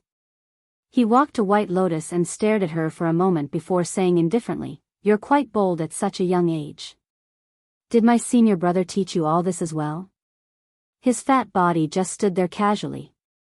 He did not look ferocious, nor did he give off an oppressive aura. However, there was a majestic aura that made White Lotus speechless. After waiting for a moment, Perfected Lord Tianlan turned to look at Zhuo Xian and said, "What about you? Have you heard senior brother Bai Chen say these words before?" Under the bright and somewhat dazzling gaze of this soul formation perfected lord, Zhuo Xian's legs also turned to jelly. He laughed dryly and sweat appeared on his forehead. After hesitating for a moment, he still said softly, "Junior sister didn't lie. I've indeed heard Master say this once before." With his hands behind his back, Perfected Lord Tianlan slowly walked to the window at the side and raised his hand to look at the sky. His expression was indifferent and no one could tell what changes were going on in his heart. After a while, he said slowly, "Senior brother and I have known each other for a lifetime, but he never understood my feelings. It really makes me feel regretful. We're brothers. If we meet again in the netherworld in the future, I'll naturally tell him my feelings. Get up." The last sentence was said to White Lotus, who was still kneeling on the ground. White Lotus responded softly and stood up to walk to Zhuo Xian's side, standing there quietly. Perfected Lord Tianlan swept his gaze across the two of them and said a moment later, "White Lotus." White Lotus did not reply and stood with her head lowered. Zhuo Xian, who was at the side, sighed and lightly touched White Lotus. White Lotus then said in a low voice, "Your disciple is here." Perfected Lord Tianlan said indifferently, "Senior brother has unfortunately passed away, leaving behind 3 disciples. As their martial uncle, I can't just sit by and do nothing. Your eldest senior brother and second senior brother have already been settled. You're the only one left." At this point, White Lotus suddenly raised her head and glanced at Zhuo Xian beside her. Zhuo Xian's expression was calm and collected, as if he was indifferent to this. After a while, White Lotus slowly lowered her head again. "You're the only one who hasn't settled down. Speaking of which, your aptitude is extremely high and you're a rare talent of the 5 pillars. If you can cultivate in peace, you'll definitely bring glory to our Kunlun lineage in the future. However, given the current situation, I think you have 2 paths in front of you. Choose." The corners of White Lotus's mouth twitched slightly and a hint of anger flashed across the depths of her eyes. However, she still clenched her teeth and did not say anything. Perfected Lord Tianlan didn't seem to notice the slight change in her expression. He just said calmly, "First of all, I also feel pity for your outstanding talent. If you're willing, you can temporarily join me as an in-name disciple and cultivate first. If you're successful in the future, you can also formally acknowledge me as your master." Bai Lian was stunned for a moment, as if she was surprised by that. However, her face turned pale very quickly because Perfected Lord Tianlan's voice sounded again. "It's just that the Dermic Tao that I've learned is very different from senior brother Bai Chen's and it's incompatible. If you want to become my disciple, you'll have to abolish all the superficial techniques that you've learned previously. Zhuo who was standing to the side, also had a slight change in expression. A trace of pity flashed across his eyes, but he quickly hid this little bit of pity. White Lotus stood on the spot and asked softly after a while, "May I ask if there's a second path, Uncle Master?" Perfected Lord Tianlan nodded. "There is. Secondly, that senior brother of mine has already passed away. However, he was once a peerless perfected lord who looked down on the world. How can such an outstanding person end up in a situation where no one cares about him even after his death? The rock mountain where Winter Peak crashed is senior brother Bai Chen's tomb. Since you're free now, go and keep watch for him.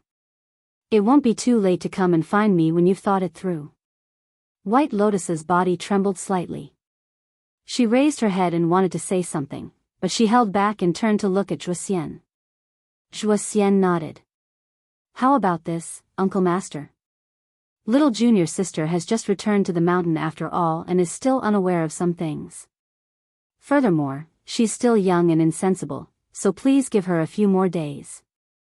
I'll send her to stay at the rock mountain first. Firstly, it'll be to keep watch for Master, and secondly, it'll be to enlighten her.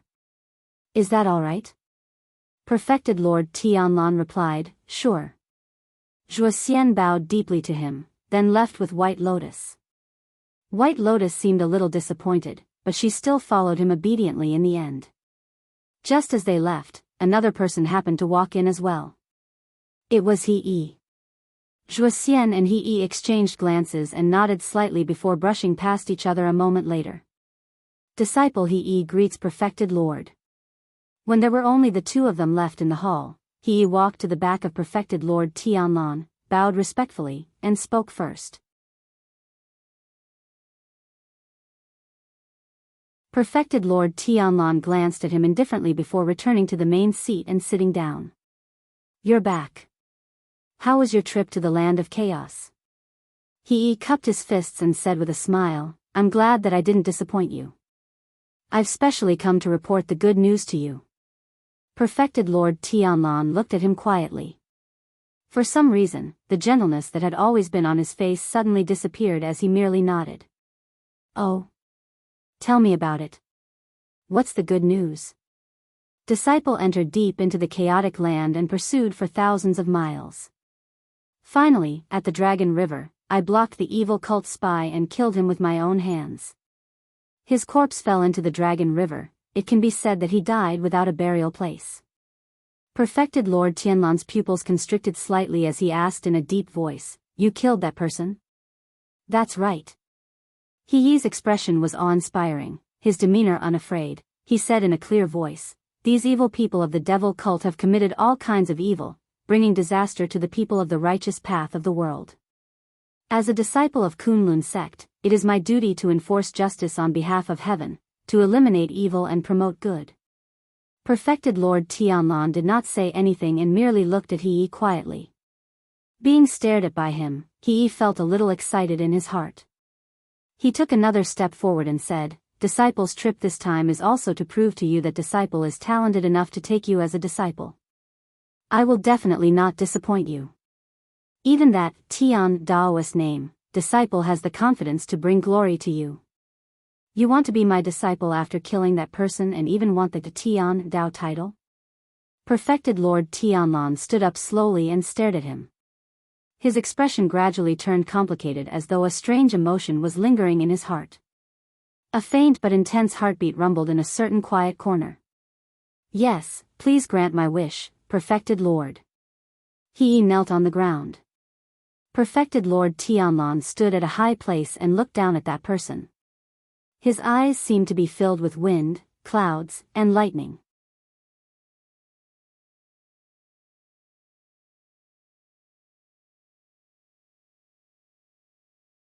Chapter 280. The black tail moved on the ground, and a small piece of the tail was missing. The wound was smooth and neat, and it looked like it was cut by a sharp blade. After a while, the black tail curled up and hid under its body. Then, Atsu's ears suddenly pricked up, and its body, which was originally curled up on the ground, suddenly stood up, as if it was suddenly awakened from its sleep. It looked around in a trance and fear. The mottled old tree wall appeared in front of its eyes, and it could vaguely see the outline of the two opposite doors. On the ground not far away, there was a familiar-looking puddle. The water in the puddle was clear and transparent, and occasionally there would be a string of bubbles. Don't be so suspicious. This is a tree hole. There won't be a whole river of Longchuan suddenly pouring down from above us. A somewhat lazy voice came from the other side of the puddle. Atsu looked up and saw Lu Chen sitting with his back against the tree wall. He was frowning and changing the medicine on his wounds. Occasionally, he would grimace and say to Atsu, "Stupid dog, come and help me." Atsu jumped up and trotted to Lu Chen's side. It then used its teeth to bite the cloth that Lu Chen handed over to it. After Lu Chen applied medicine to the wound, with Atsu's help, the wound was safely and neatly bandaged up. At this moment, Lu Chen's complexion looked much better than before. His face was no longer pale, and there was a little redder. After he moved his arms and body, he nodded with satisfaction and said, "It should be fine in another 5 or 6 days." Atsu barked twice. Lu Chen looked at it and said with a smile, "How is it? Now you know how powerful I am? I have stored a lot of food, medicine, and all kinds of clothes in this tree hole. What do you call this?" "Humph, this is what you call foresight." Atsu's ears drooped, and he looked very happy. He even rubbed his head against Lu Chen's body. Lu Chen smiled and pushed its head away, then stood up and walked to one side of the tree hole. There was a large pile of things there, which looked like a hill. Lu Chen rummaged in it for a while, then took out 2 pieces of dried meat and threw them directly to Atsu. Atsu bit it and immediately began to chew. Lu Chen looked at Atsu and shook his head with a smile. Although he looked relaxed, there was still a trace of worry in his eyes. As early as when he was on the mountain of Kunlun, he had more or less a hunch in his heart. In order to be safe, he secretly prepared these things in this tree hole in secret. As a result, it really came in handy at the critical moment. However, even though he had considered all the details and had even included Atsu's portion, he had not expected that Atsu, this stupid dog, would have a huge appetite to begin with.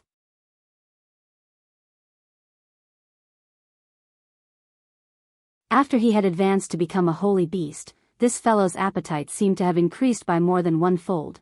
Lu Chen found it hard to imagine how this big black dog could eat so much. However, when he thought about it carefully, there were actually some clues to the reason behind it.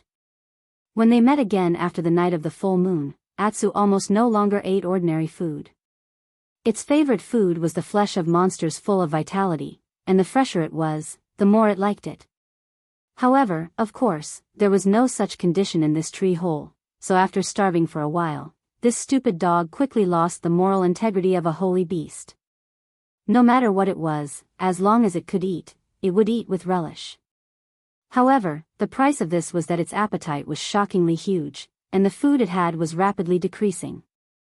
Besides that, there was another problem in front of Lu Chen that gave him a headache, and that was how to get out. In the past, when Lu Chen had this mysterious seed, he was extremely careful every time he went in and out of this mysterious tree hole.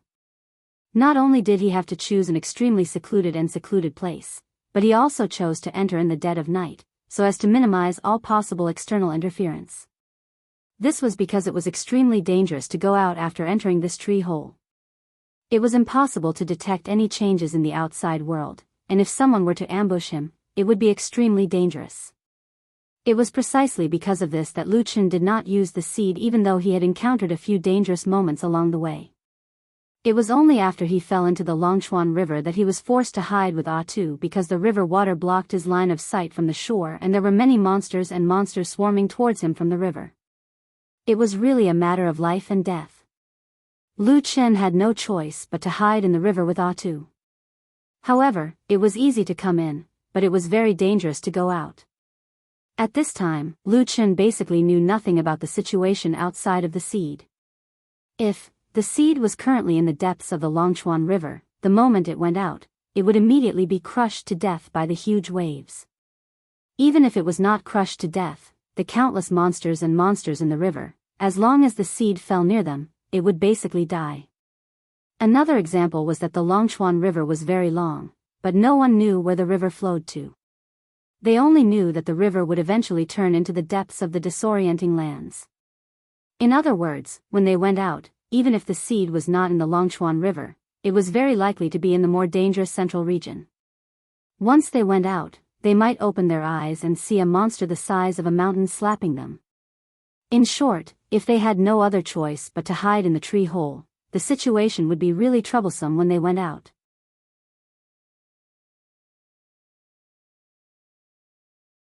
Lu Chen thought about this for a long time, but ultimately could not come up with a good idea.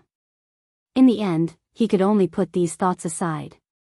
This mysterious and ancient tree hole was isolated from the rest of the world. There were two clearly defined doors embedded in the tree wall, but they couldn't be opened at all. Instead, they had to rely on the spiritual connection between Lu Chen and the seed to get in and out of here. However, it was strange. Although there was no airflow or wind in this tree hole, it was not stuffy at all. Also, there was a puddle on the ground of the tree hole. These days, whether it was Lu Chen or Atsu, they had been drinking water from it, but the clear water in the puddle did not subside at all. It looked like this small world was self-contained. If there was enough food, and if one was not afraid of being lonely all year round, one could really live in this place for a long time. However, the food that Lu Chen brought seemed to be a little tight, and he himself felt that if he stayed in this tree hole for too long, he would most likely go crazy. Therefore, he had to leave this place sooner or later. Yes, he had to leave before he starved to death. Lu Chen thought so in his heart, then he walked to the edge of the puddle and squatted down. Atsu buried its head in eating the meat that was destined to not be full. It looked up at Lu Chen and thought for a moment. A dog paw stretched forward, but it pushed a piece of meat in front of Lu Chen. Lu Chen looked down and laughed. He reached out and touched Atsu's head. He smiled and said, "I'm not hungry, you can eat it yourself." Woof. Atsu obediently scooped up the piece of meat and looked very happy as he continued to tear it apart. Lu Chen looked at the water. A long time ago, when he came here for the first time, the water was not so transparent. At that time, the entire puddle was filled with unimaginably abundant life essence, and even the color of the water was light green. But now, things had naturally changed. At this moment, the water was clear and transparent, and it could be seen at a glance. When Lu Chen looked over, he could still see the strange cluster of black fire at the bottom of the puddle, burning silently in the water. At the same time, not far from the black fire, there was a spirit herb about the thickness of a baby's arm, white and tender in color, and shaped like a lotus root. It was one of the spirit herbs that Atsu stole from the Kunlun party's fragrance garden during the big earthquake in Kunlun Mountain. It was called black mud lotus. On that day, Lu Chen hid those spirit herbs in this tree hole, and the other spirit herbs were placed on the ground. Only this black mud lotus could not survive without water, so it was thrown into this puddle that day. After that, things happened one after another, and there was almost no time to breathe. Lu Chen almost never came here again, so he had long forgotten about this matter.